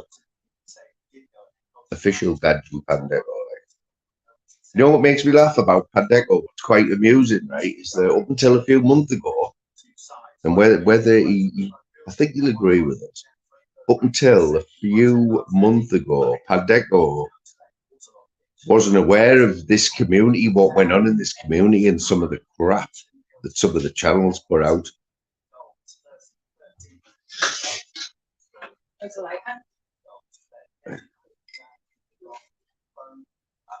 See,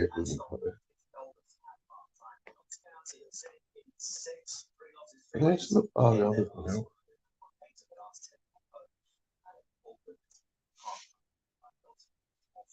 I'll have a bit of that one. Correct me if I'm wrong, Pandeco, but even though he's been about for years on this YouTube, I think from seeing him in a few chats that I hadn't seen him in before, and his reaction to the host of what was going on in the chats, he wasn't fully aware of the shit that goes on, man, in this community. And it was funny to watch. It is funny to watch when somebody... I've got a few friends at work who watch this, but this is all they watch, you know. They don't understand all the other shit that goes with it, you know what I mean? Yeah, that's it, Boss Dog, mate. We've got 10 in here now, right? The Boss Dog's been here when the good times last year. I was only thinking about it today. It was this time last year. Life was totally different. Like, I was putting like Christmas content out, you know. But he's right. You're dead right, Boss Dog, mate. He knows the score, man. You know, everyone in here knows the score.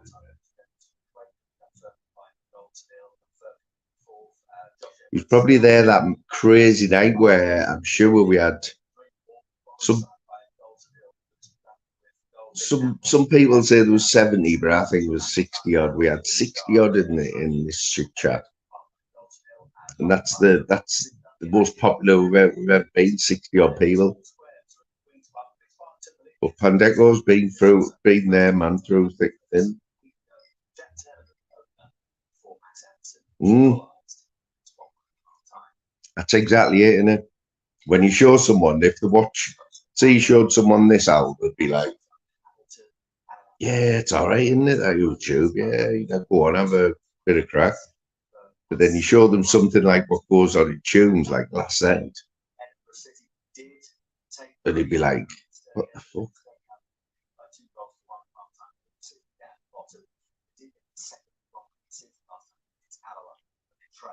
Don't get me wrong, right? I could make a few phone calls. Could make a few phone calls today. And then people could make a few phone calls, and we could have 40 people in here now.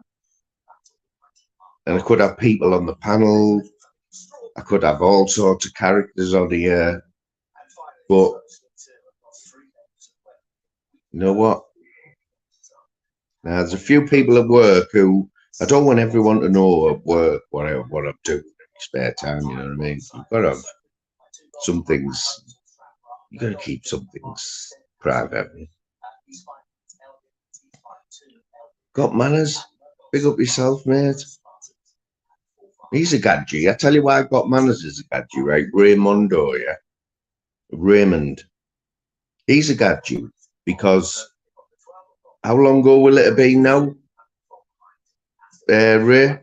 When me and Ray, and not many people can say this, right, were on Uncle K's panel when Uncle K started doing lives after Pablo. Yes, Sparky, there's another Gadgie. After Pablo's channel, Uncle K was like a regular on his channel. Could even be like call him he'd become a co-host, I think, yeah. But then he branched off and he started doing his own lives. And me and Ray ended up on Uncle K's panel. I think it wasn't my first time, but I think it might have been Ray's first time. So it was me, Ray, and Uncle K. Do you remember? Ray, you remember? Got manners, man.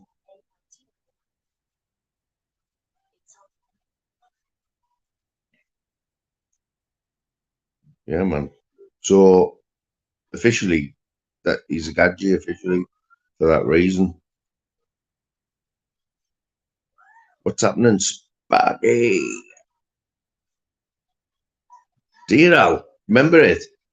That was back in the day. That was when I was a newcomer then, man. Yeah, but obviously you're a little bit nervous, aren't you? Okay, looking back now, now we've seen a lot more of okay, but he could do good live. Okay, man, he was chill.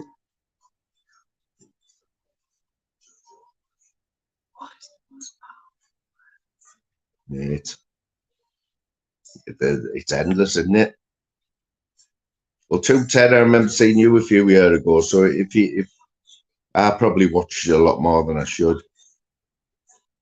And people come and go,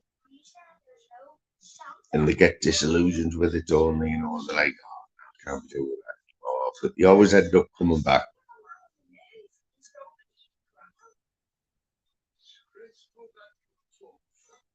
But the difference with the people in here, the difference with the 11 people that are in here now, I can safely say that they're the same as they were 2 years ago.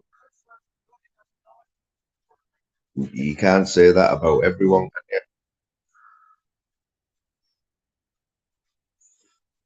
Yeah, but I think it was one of your first. I think it was might have been your first time, Ray. They have caught a little bit, Ray, of the stuff you've been doing with Lucifer. You know, and when I've clicked on, there hasn't been that many people in. But you know what? No, I don't think anyone knows that you're doing it. We need to. You need to get that out there a bit more.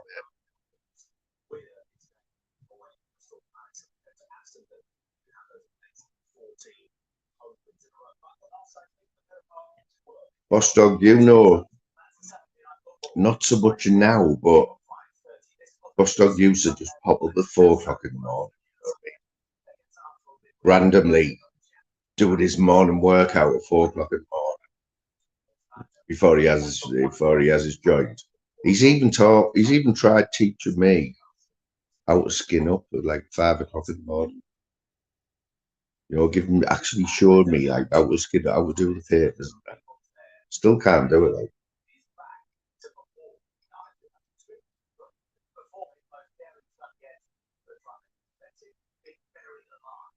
But you know, Louise says to me, I don't know, when I say, oh, did you see this? And she'll say, I don't know how we can watch that voice or whatever. And I know what you mean, but in the same breath, you've just got to watch it. You've just got to watch it because you're that amazed by what people are coming out with. And did they just say that, you know?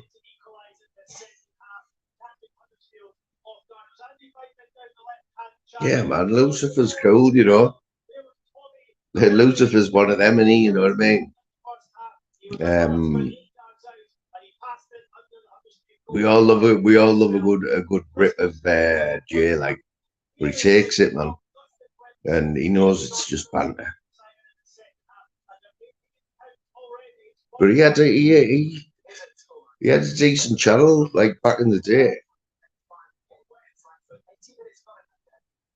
and he's definitely one who everybody knows. You know what I mean? This community. You say Lucifer. I don't think Lucifer is the best word.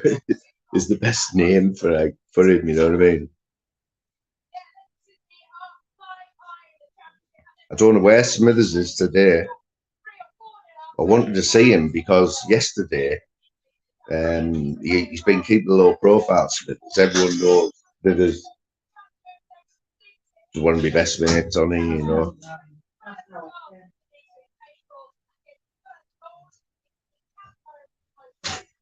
I talked to Dave offline. He's a top bloke, family man, absolute batty fish, right? Comes out with some crap sometimes, but he's always there. But I know he has his ups and downs. And he's had a bit of a quiet spell over the last few weeks anyway. But last night he popped up on Flavors' panel. Typical, I was at work, so that's a panel that I would have jumped on.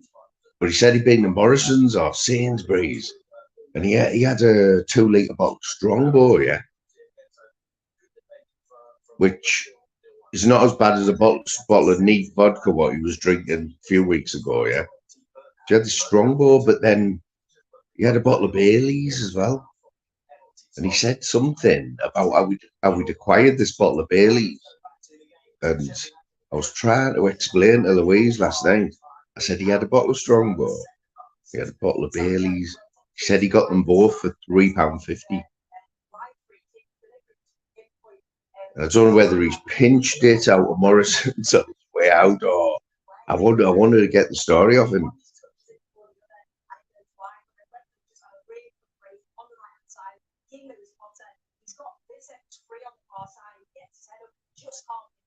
Yeah, Dave's got a what is it? He's got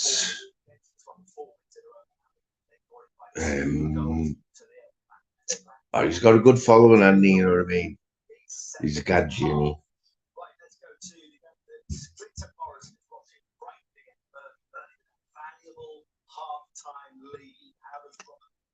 He's normally on here, like, but I know Saturday is his cleaning day. Doesn't lie about it. Gets the marigolds on, and the wife gives him all his list of everything to do. And if he gets through them all, then he's allowed on YouTube for a bit. Obviously, his toilet must have been extra dirty this week, and he's still scrubbing away there.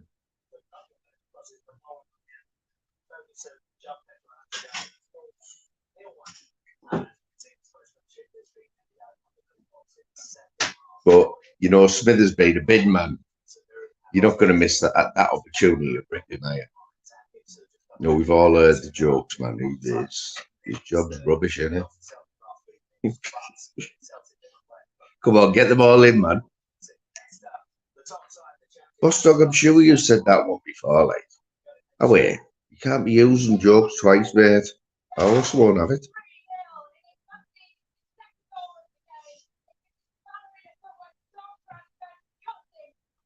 Sparky.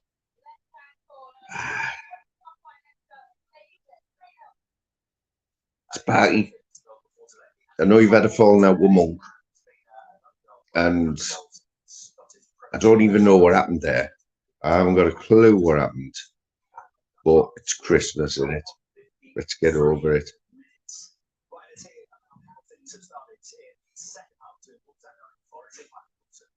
Told you, Boss Dog, I'm on your case, mate. Don't you ever, even at 4 o'clock in the morning on some obscure channel, try and use a joke twice, because it's not happening. Anyone in this chat now, yeah, if you ever see Boss Dog using the same joke twice, get him told straight away.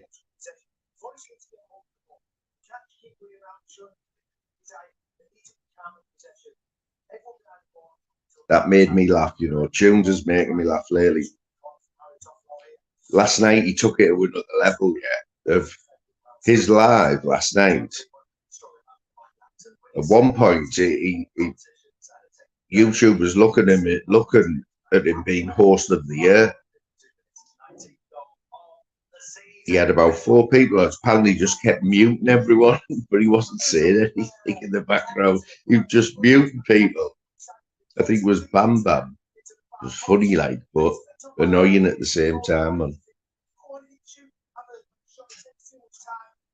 we all know Sparky, man. He doesn't mix his words. He's a Gadgie. He's a Gadgie. Doesn't mix his words. He likes pimping up Jimneys as well. And Louise has got a soft spot for the Jimny, the Suzuki Jimny. It was the first car she ever had, I think.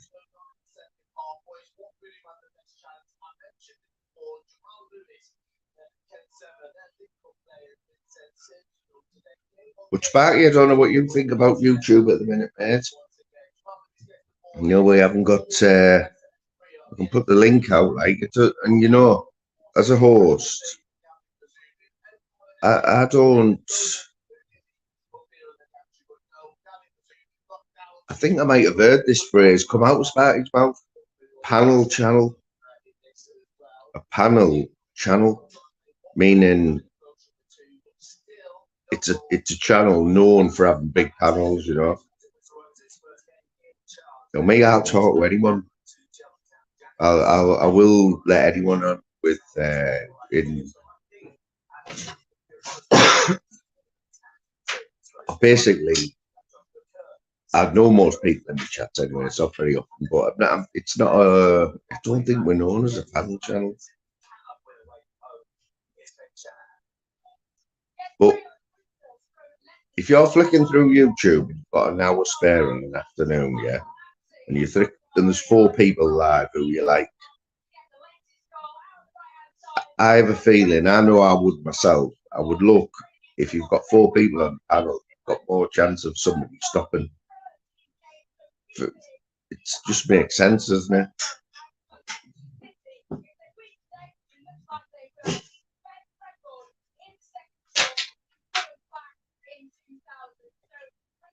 Spark, your lives are you get good numbers. You've got a good following.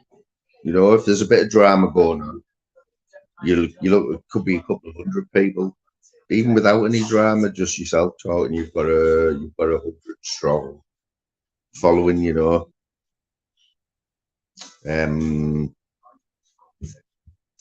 Nutter on the morning. Nutter's got it nailed on the morning. I see. I still see new people jumping in those chat in the morning. 40, 50 people, 6 till 8. Just Nutter in his shed and his rat. He had a rat in there the other day. He's got his cat. Simple stuff, you know what I mean?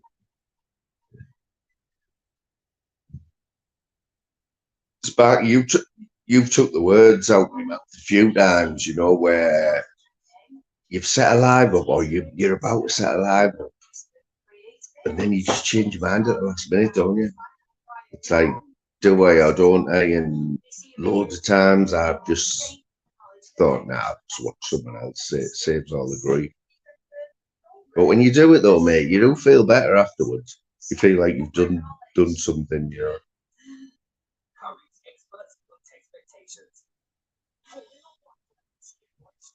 Yeah, man, get your Dave Smithers bin jokes in. Come on, let's have some new ones, man. We might get him out.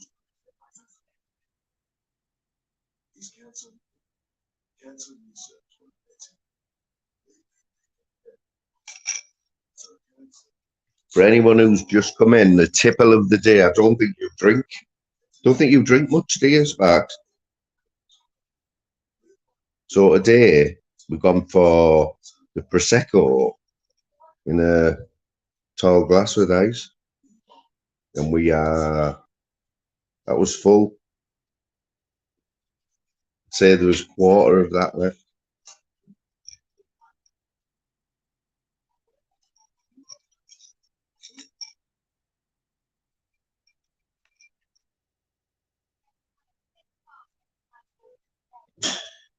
Do you smoke ciggies?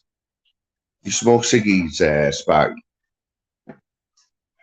I'll be honest, mate, them ciggies, the ciggies are not good for you. Everyone knows ciggies aren't good for you, right? I don't smoke now, to be honest. I smoke even less. If we've got cigarettes, sometimes we'll have a packet of cigarettes in the house that we've got duty free off somebody, or we've got 200 and it'll last us months. But when I have backy, I smoke even less because I can't be asked rolling them. But yeah, the tobacco, I mean, it's not accepted anymore, is it, anywhere?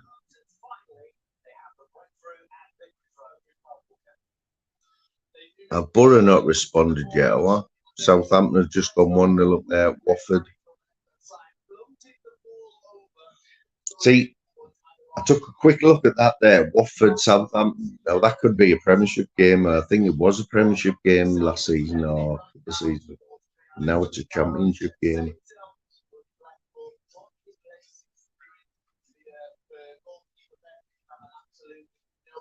Bostock, I've heard you a few times, yeah, say that you're going to smash this YouTube. Come on, get it smashed. Are you way home, mate? Is that you finished for the day, yeah? Get yourself home to, if you've got a 2-year-old, which you have. Now, me getting him from work, when my son was 2 year old, men going in the kitchen and just everything on the floor, the kitchen cupboards. That was his favourite trick, just pulling everything out the cupboards when you try to put it away.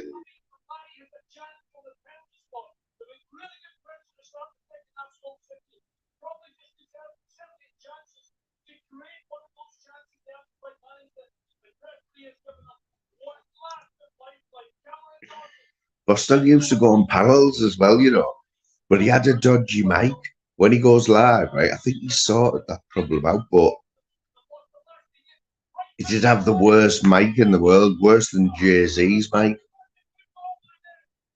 You know, where you had it on like 10, you had the volume on 10, and you had the phone to your ear, and you still could just about hear what Buster was saying. And at 4 o'clock in the morning, it gets a bit tiresome, you know, when you're like, oh, Buster, speak up a bit. Yeah, I thought you needed to, mate. You needed to. That's another thing. Buster, Sparky, I think everyone who's in the chat now knows Sparky anyway, knows what happened when he had to go. He had a few viral. Was it one in particular, Sparky, that went viral? It was that police one, wasn't it? And I felt everything then, because I mean, your channel was a lot more established than mine in this community, and we were both putting shorts up. I was a late comer with the shorts, but they do get your subs up. But Sparky had a short that went viral like big time, and with that come subs, thousands and thousands of subs. To the point where, yeah, 70,000 subs, mate. I mean, that's absolute madness. But in my opinion, Sparky, I don't know, and I think it had a detrimental effect on you, mate. From looking in from the outside, and before it happened, you're probably thinking, "Oh, I'd love a viral shot," you know what I mean? And when it happened, all the shit you got, mate. It's unbelievable, man. There are all the shit people coming out with it, jealous folks. 35 million views. I mean, fucking nuts, isn't it? You can't even explain that, can you? But then you just get all the haters coming in, don't you? Sparky's buying his fucking subs. I don't know. I think it knocked you a little bit, Sparky.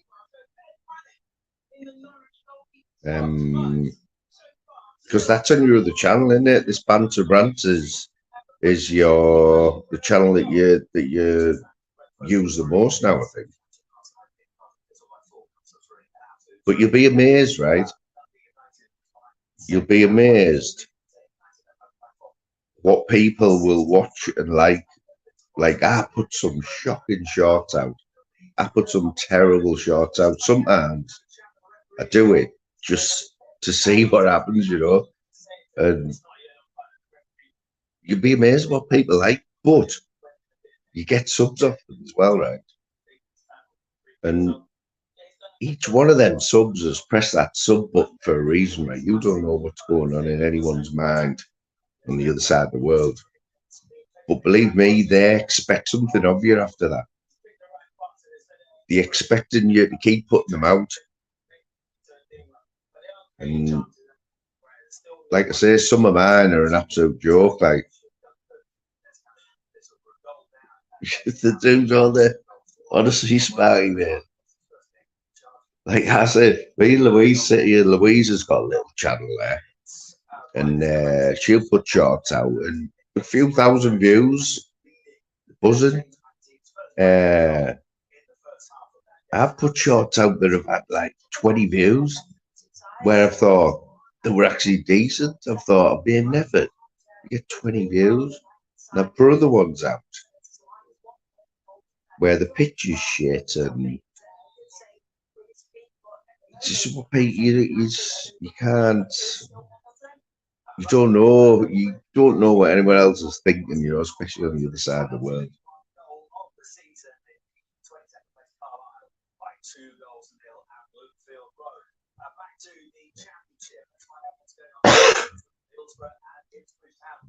Here's a report from the Riverside.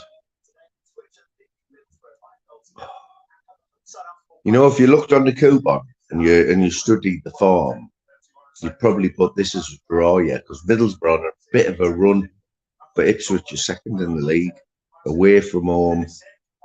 There's another thing to look at. Probably 1-0 or a 1-1 draw you're looking at. Would be the betting man's bet. That's another thing, the algorithm. You've got to get on that algorithm train, haven't you? When the algorithm picks you up, if you don't put anything out for a while, you go at the bottom of the pile, you know what I mean?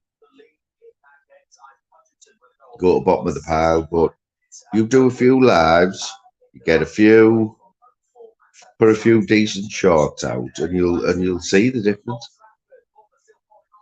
Yes, Nicky, how you doing, matey? I forgive you for the other day because it didn't get much earache. But I think you're allowed, Nicky, to have your phone. It was on. I was driving to work, right, and I had my phone doing a live as I was driving to work on a phone holder, you know, in an official one. So I was concentrating on the road. Nicky, how are you doing anyway? What's happening, man? I know you still watch because I've seen you popping up. And we're not 2-0 down, 2-10, are we, lads?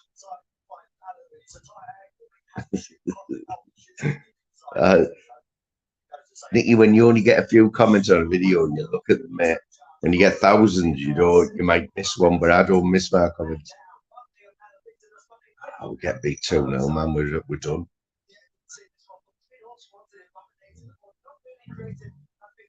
Live follower, yeah. So live follower. Been coming on this channel for years, yeah. Jumps on the panel, speaks a mind. You might not agree with it all the time. Does get a lot of shit off other channels or gets blocked for whatever reason, you know, because they don't agree with it. But she's always been able to come in this chat. And you know what I mean? I respect her opinion.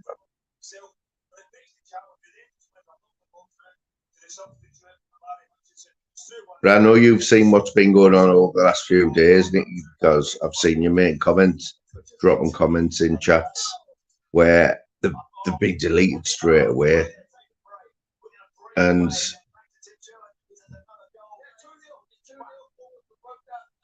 Bournemouth beat Man U 2-0.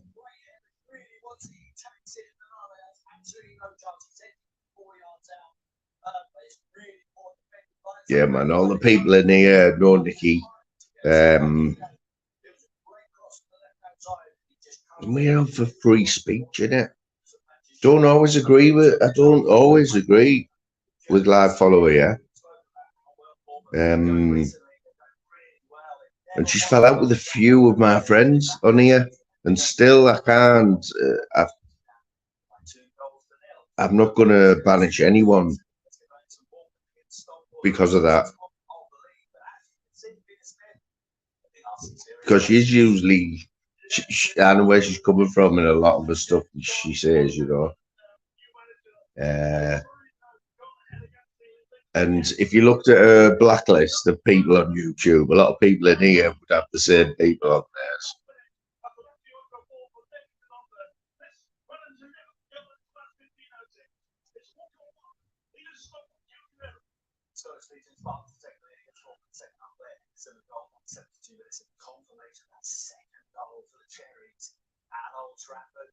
Probably right, mate. Probably right.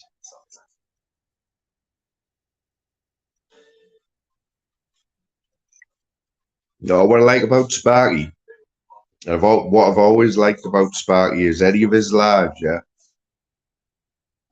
He'll come on and he'll have his half an hour or whatever it is to get his point across. And that's why you do your own live, because you can say what you want without any interruptions or anything. And like I say, I'm on a level. I'm on a level with Sparky. But what I like about it is when you jump on his panel, and what a lot of hosts don't do is he gives you the time. If you jump on someone's panel, yeah, then you expect to be not challenged by the host, but you expect the host to try and get something out of you, ask questions or ask questions that other channels won't ask, you know what I mean?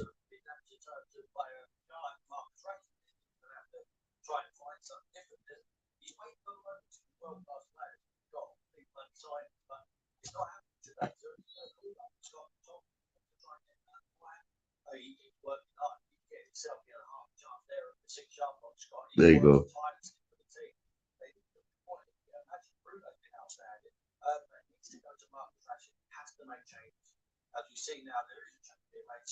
I don't know if Nikki's been over here. Does she, Nikki? Do you go on? Do you frequent Sparky's chat, or don't know if I've seen you on Sparky's panel? But if she does turn up, if Nikki turns up in your chat, Sparky, right, and you've got a few people in there who don't agree with that, don't listen to them, because you need straight talkers like that. I think she'd probably do all right at our channel, you know. Yeah, man.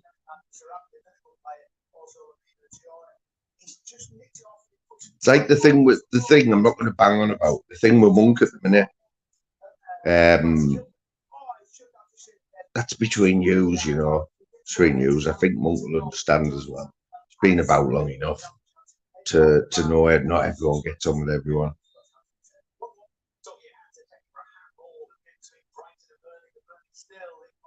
Yeah, man. I know, Sean, 2-0, man. Slim, we're getting beat 2-0 as well, mate, at home. Shit happens, man.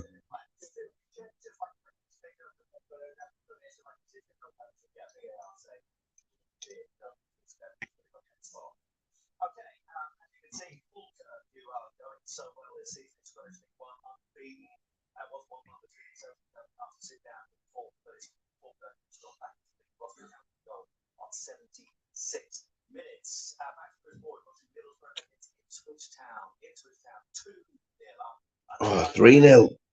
Wow. I mean, that's a coupon buster, that, isn't it? That's a coupon buster, that. 3-0 at home. Jesus.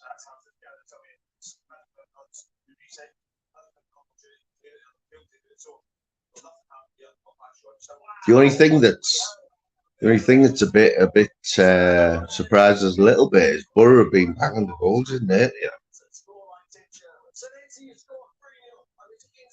You really cannot be shocked by any results. I mean, Crystal Palace nearly beat Liverpool today. Crystal Palace, I couldn't name any. Now Zaha's gone.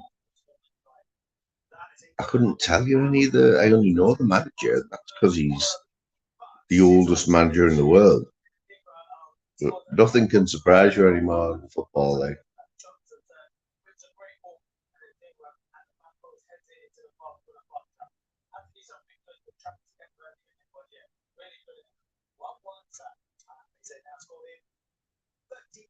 So what's everyone doing on Christmas Day? How does everyone's Christmas Day panning out this year? Is anyone doing anything different from other years? I am. I'm breaking a 30-year tradition this year of going to my mum and dad's. Not me, my mum and dad are going to my sister's, which is a first. So I am going to Louise's mum and dad this year.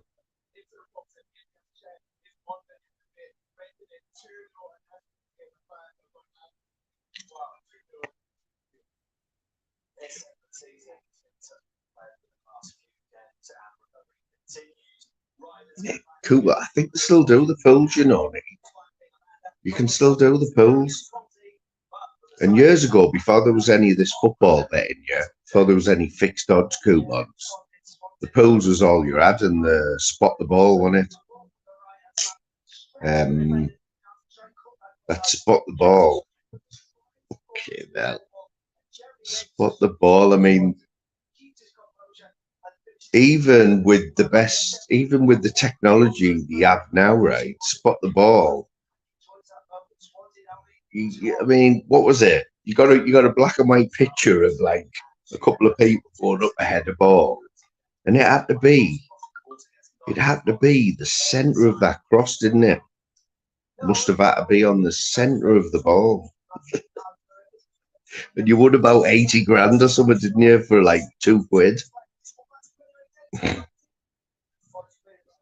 But the pools, right? Pools was slightly different because I think they changed the rules with the pools. Now, I can remember me nan and granddad doing the pools. Littlewoods, wasn't it? And Vernon's and Littlewoods. I think Littlewoods paid a bit more.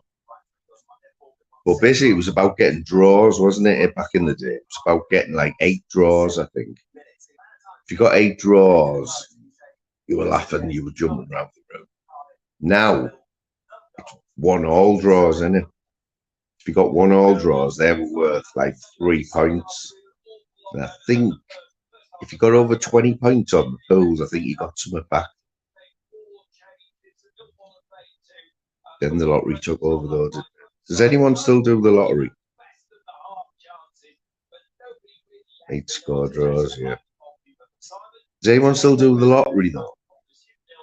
For me, the lottery lost it when they doubled the price. They went from £1, which everyone's got £1 for a lottery ticket. But when you go to £2, £2, I mean, that's 100% rise in it for anyone. Even though it's £1 or £2, it's still a big rise in it. And then they put an extra number in, or 2 numbers, which made it 1,000,000 times harder. Saying that though, very, very good friend of mine got 6 numbers on the lottery, £1 million he won. Changed him, never seen him since. Never got a pint off him. I grew up with this kid. Yeah, from 8, 9-year-old. Got done everything together right up until this was 20 years ago. He got 6 numbers on the lottery. He only lived over the road from me. I used to see him daily. Never seen him. He won the lottery and never seen him. Now he's got a bed and breakfast in Scotland somewhere. It is, isn't it? It sounds like you sound like a Scrooge. But everything's worth £1. Anything's worth £1 for a bet for £1 million or whatever it is. But £2 is taking the piss. The only good thing about the lottery is a lot of good things come out of the lottery that you don't see. A lot of people get money. A lot of good causes get money from the lottery that you don't see.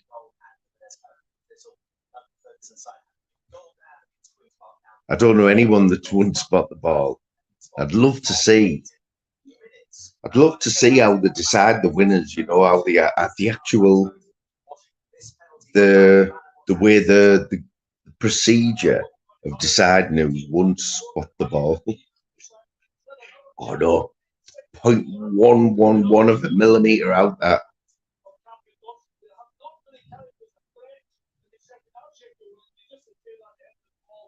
Got to agree with you there, Nick. I agree with you a lot of the time, and I have to agree with you there, man. Got to agree with YouTube idiots there as well. Joe Lindsay, sorry, mate. Seen you there, brother. Big up the Joe Lindsay. No, mate, yeah. You know what, though? What you're starting to see now, has anyone noticed? I don't know whether it's just because it's Christmas time and all the big guns, you know, the big supermarkets. You've got a bit of price wars going on, haven't you? Which is what it was like years ago.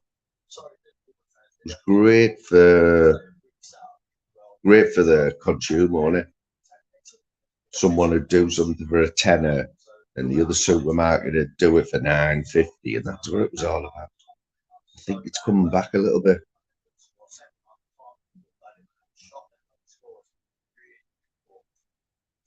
Well, the Irish lottery is the one to be on, isn't it? You get a lot more value for the. You might not win your millions, but still.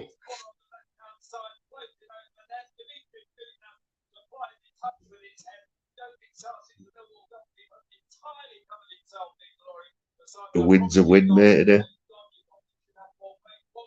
That little win, it's like Sean likes his horse racing, yeah. I don't know how serious he takes it. I don't know whether he gets the racing post on the morning. I don't think he does. But he knows a bit about horses. And he's probably got his own method. And he's probably had a few winners. And that's fair dues. If you go in the bookies with a tenner and you come out with 50 quid, right? You've got you're 400% up, aren't you? What you don't realise is any business these days, you go like a shop, a corner shop. And I know this because I know people who own shops, little convenience shops, you know, the type where you'll go on a morning, get your paper and you might get some fags, and their work off a profit of 20% at the most. Well, 20%. When you look at like £1 million, 20% of £1 million a lot of money, right? But when you look at a tin of beans for £1, you sell a tin of beans, you're making 20 pence or something. You've got to sell a lot of tins of beans to make a living, haven't you? You look at it like that, any businessman, anything, if you're making a 50% profit, you're laughing, aren't you? Boss Dog. Now, Boss Dog's in the grooming business, shall we say? Yeah, he's moved into the grooming business. I think I'm right in saying this, Boss Dog. He'll correct me if I'm wrong. But he owns like a hairdressers, a salon or hairdressers. I'm not sure. But for me, Boss Dog, right? That grooming industry, right, is where the percentage of the profit has gone up that much. When the technology hasn't gone up, right? You're not getting a better product. It's basically times. Where was it? When Jude. What I was watching Jude the other day, yeah. Jude, our Irish friend, Jude, and he was doing a live he was getting his haircut in the hairdressers in Manchester, right? Not London, Manchester, yeah. And Jude didn't have much hair to start off with. I'm not trying to do anything with the man's face. He cut the man's hair, yeah, Jude's hair. And he had his live on when the bloke Jude said, "Oh, what do we owe you?" £25. £25, Boss Dog, mate, for a haircut. A gent's haircut. You can get a pair of clippers for 20 quid, a good pair of clippers, like I am. And like, can you justify that, mate? But it seems like everyone's just accepting it. And women's hairdressers, a salon, even more. You're talking, yeah, I don't know what it's like down south, but even in the north, you're looking at £80 if a woman wants to go into a salon and get a colour and a cut and the hair washed. Looking at £80, 70, £80. But it's one of them in it where a woman, if she's happy with her hair and that, £80, nothing, is it? Bad son about the different groomers there. I get you, mate. It is a big industry, man. Yeah, but that's what they do, though. That's what they're doing, Boss Dog. What they're doing, mate, is they are cleverly, these Turkish ones now, and all the barbers are picking up on it now. They're starting to group. They're adding your face in, aren't they? And they're giving you them hot shaves. It's clever. It's clever because all it is, they're not using any more products. Just time in it. And I don't know about anyone else, but if somebody come in right with a not too shabby hairdo, sat down, I put a thing round them, pumped the chair up a little bit, had a bit of banter with them, and spent 15 minutes shaving their hair with the clippers, I would feel bad about charging somebody £15 for that. Would anyone else?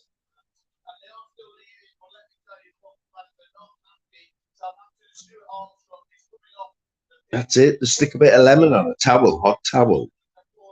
That'll be an extra £5, mate, because we'll call that a Turkish shave. But you know what? It's not. My brother's the same. My brother and my son, he would get his haircut every week because it makes him feel good. But he'd be paying £20 for it.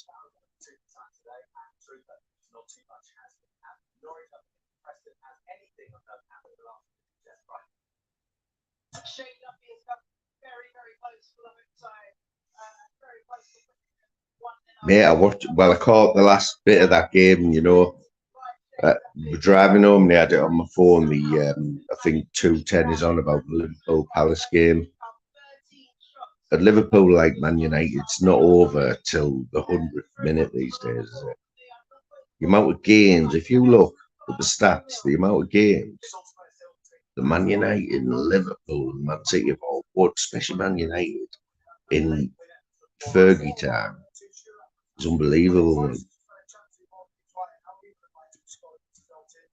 That's it, because the thing because they've spent £25, like, I don't know, £25, mate. Come on. Well, I think I told everyone, right? Yes, Dennis, how you doing, mate?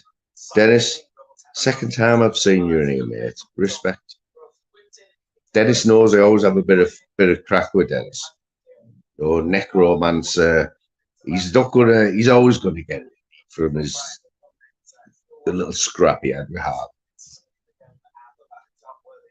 And if you know me, you'll know that whole video, right, of that day, Dennis, it's not going to happen again. That is the sort of thing that we were looking at when we first come on YouTube, you know, the gypsy fights, gypsy bare knuckle, where they just turn up.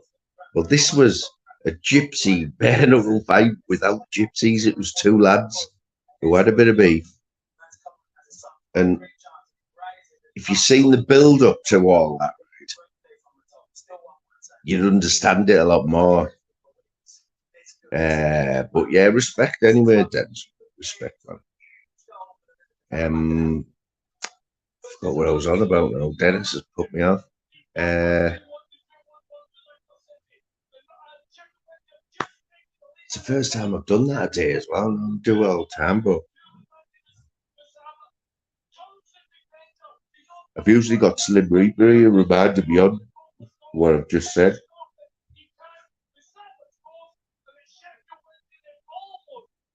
Yeah, we're on about paying £25 when you go into a barb's. Yeah, oh, that was it. The business to be in, right? The business to be in. Boss Dog, listen to this one. You might have heard me talk about it last week. Now, I had a daft little tattoo, right? I'm not going to show you it. I've got a daft little tattoo on my third finger, left hand, right? Stupidly, I think I might have paid £30 or £40 to be scarred for life, yeah? Now, I've been wanting to get rid of it, and it's tiny. We're talking 4 or 5 letters on my finger here, daft. Now, recently, one of Louisa's friends has got a little salon. She does beauty therapy and stuff.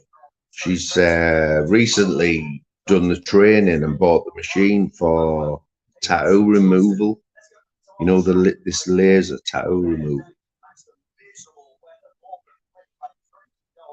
So I have been wanting to get it done, but this gave me the extra incentive because it's only up the road. It's Louisa's friend. But anyway, it's £20 a session, right? Now that's how it's advertised, £20 a session. It doesn't say how long a session is. Oh, babe. Yeah. Big shout out to Ginger's birthday. Yeah, big shout out to Ginge as well. Ginge, your mum of Milo, if you're listening, happy birthday, Ginge. Louise just reminded me, Ginge, up the borough, son. I'm not sure how old you are. You look about 60, but I don't think you are. You might be 59 or something. But yeah, tattoo removal, right? £20 a session. We had this conversation with Louise before we went when and we were discussing what a session is and how long a session lasts. And so I was looking at this little tattoo on my finger thinking, that's going to go in one session, surely. It cost me £40 to get it done. If it cost me £20 to get rid of it, happy days, right? But it turns out we got there. We went in, because we were friends, because it's Louisa's friend, it was a little bit different, you know. We would give more away than they used to, telling us how much the machine was, how much the training was. But I sat down, I laid down, put my finger out. She showed me the machine, handheld thing, and said, right, here we go. And I wasn't scared or anything. I knew what the pain's like off a tattoo, yeah. So I felt this burning, right? And it must have lasted no longer than 10 seconds. And after about 5 seconds, I'm thinking, whoa, I can't handle that for much longer. Without a pause, yeah, without having a little pause. Like, you know, when you get the same as you get when you get a tattoo, you know, they always have a little pause, don't they, when so there's 10 seconds burning on my finger. She stopped. I was glad she stopped. I thought, right, I need a little break. Then she went, right, that's it. And I'm talking, I'm not even lying, 10 seconds. Was it 10 seconds? 10 seconds, yeah. And that was it. £20 for 10 seconds. And I'm going to have to go back a few times before that's gone. I think somebody worked it out for me the other day. Nutter, £28,000 an hour. Boss Dog, mate, you're in the wrong business, man. £20 for 10 seconds, right? But then what you've got to look at there, though, right, is it's one of them things, isn't it, where some people have these massive tattoos done that might cost a few £100. And I don't think they charge you back. You don't look at a tattoo in the shop and the tattoo doesn't have a price on it, does it? It's how long it takes, yeah. So you're paying by the hour. But the difference with the laser removal is it's a session, and having felt the pain, you couldn't stand that pain. It's worse than the tattoo. It's worse than getting a tattoo. So you couldn't stand that pain for an hour. No way.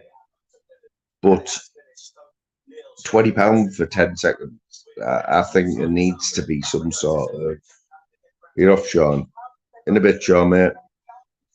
There's got to be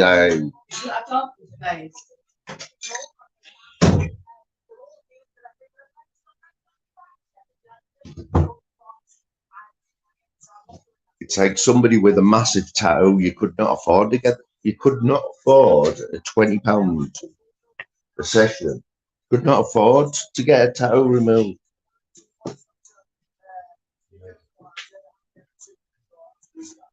Yeah. You couldn't afford it. You could not afford it. You know what I mean? £28,000 an hour. Can anyone confirm that? Has anyone got a calculator? £20 for 10 seconds. Yeah, that's £120. £120 a minute. If you want to do the maths on that one.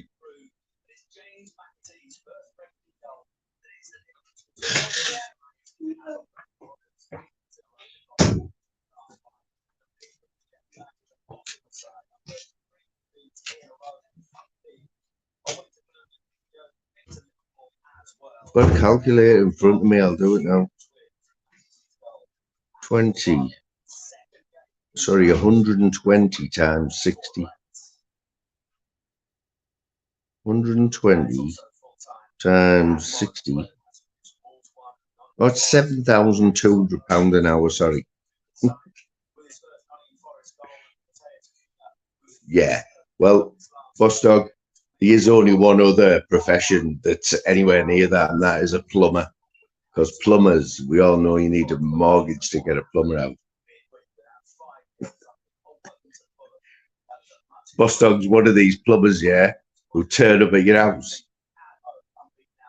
Turn up at your house, right? You've got a little leak, right? Where he just has to get his adjustable out, like bend down a little bit and tighten the bolt up to stop this massive leak that's going to ruin your house. Boss Dog's like, ooh, it's a big job there. I might have to come back. Like, I'm gonna need some money to get some parts. Plumbers are well known for it, aren't they? It's one of them professions. You're off, Nicky. Nice one. Cheers, Nicky. Cheers for coming in, mate. Nice one. Bless. And hope you enjoyed being grandma as well. Granny Nicky. Yeah, Boss Dog, mate. You've done it, haven't you? And it's one of them trades, isn't it? What you need. It's because you need it. You know, you can't do if you've got a leak and you can't do it yourself. Plumbers got you by the nads, haven't they? And it's always, especially if you have to call them out after hours, mate. Oh, that's going to ruin your week.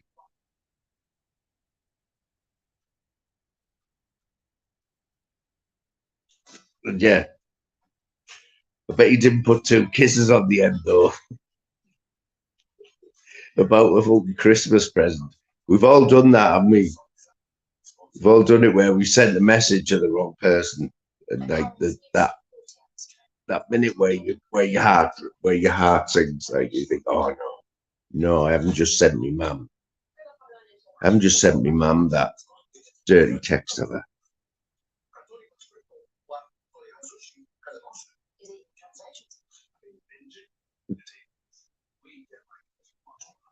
Oh, it's a big job. This I'm going to have to. It's a 2-man job. This, the poor woman's like nearly crying. Oh, it's Christmas. Oh look, but do you want a dry Christmas, or do you want to have your wellies on all Christmas in your house? Oh, I need a dry Christmas. Get the checkbook out. But there's a shortage of plumbers, isn't there? There's always been a shortage of plumbers. And what did you do, YouTube? What did you do when you put it in? Did you like did you write it out and see what the reaction was, or did you just like, I'm getting out of here? I don't know what the reaction to that text. Bostog, this has happened this week, right? This has happened this week to somebody who we know, right? Somebody who we know has just had a new bathroom fitted, right? Now they've had the toilet put in the corner of the bathroom, you know, in the corner. And it's been boxed in somehow. You know, when they box them in, don't they, so you can't see all the back of your toilet. Are you off, Sparks? Respect. Respect. So it's been boxed in the corner, right? Now this guy wants to now his toilet seat come loose, or he wants a new toilet seat, but he can't get in. He can't get in to change his toilet seat. There's no way of getting into it. So what's he do? And whose fault's that?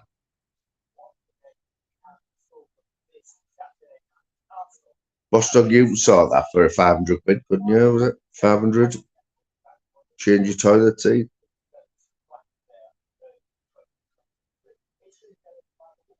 No, well, this one, whatever's happened, they can't do it. And they've recently had this toilet fitted, but it's because they've got it in the corner, apparently. Is that a bad move, is it?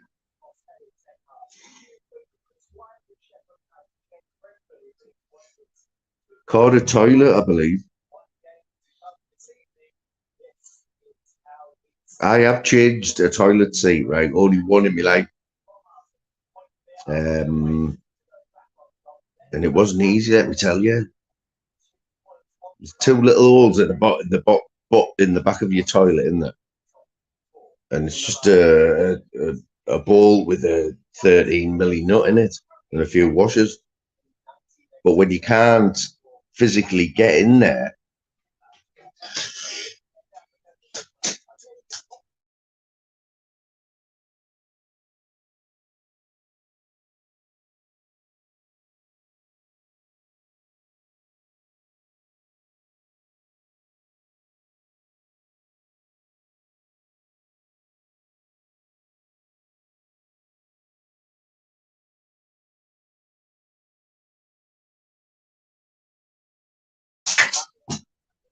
you did, you're dead right. To changing a toilet seat sounds dead easy, doesn't it?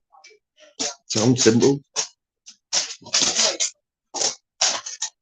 But how do you tie them at the bottom, though? How do you tighten the bolts at the bottom, Bostog, if you can't get into it?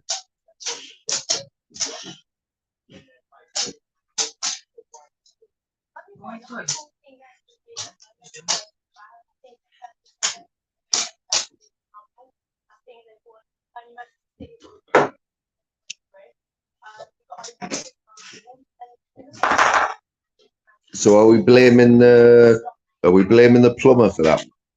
Blaming the plumber for that one, Bostog, yeah. But I have changed the toilet seat where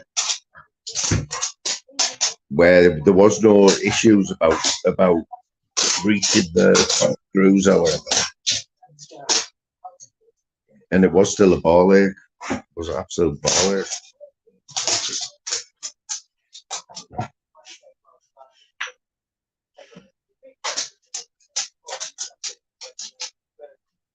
I haven't seen the said toilet, but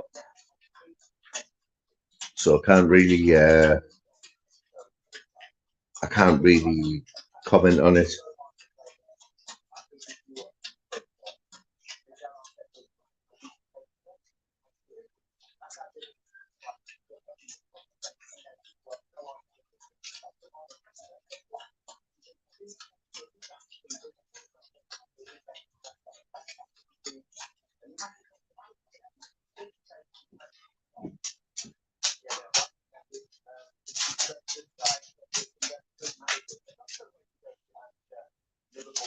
Yeah, they should come up with something else. They should come up with something, a new way of doing it. Like that's the best way of doing it.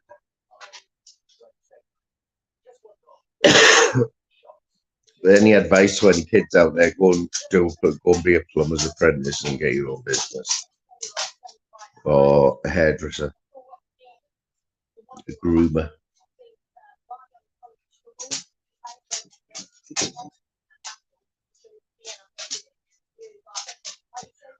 Right, people. Everyone who's been in, I'm going to wrap it up in a minute. See if I can.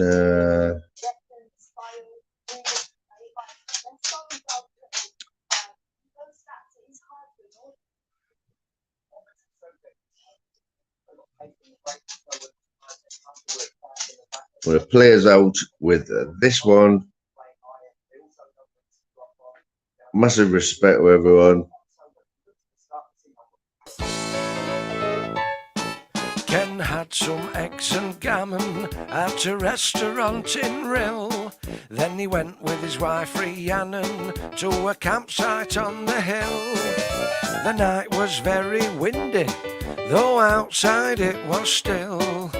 Eggs and gammon, poor Rhiannon Ken had wind. Eggs and gammon, poor Rhiannon Ken's bad wind. Yeah, a little bit cheeky this one, isn't it?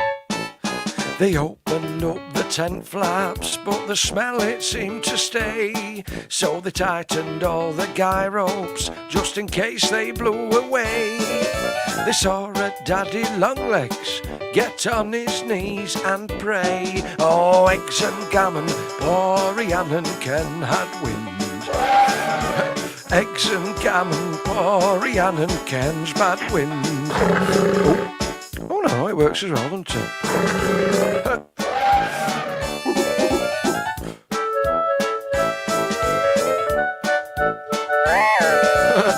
And in the morning, the storm it did subside. Ken went to the doctors and some medicine was prescribed. What of the daddy longlegs? Well, I'm sorry to say he died. Oh, eggs and gammon, poor Rhiannon Ken had wind. Come on, eggs and gammon, poor Rhiannon Ken's bad wind. Oh, eggs and gammon, poor Rhiannon Ken had wind. Oh, eggs and gammon, poor Rhiannon Ken's bad wind. Oh, pardon me, Vicar. Oh dear.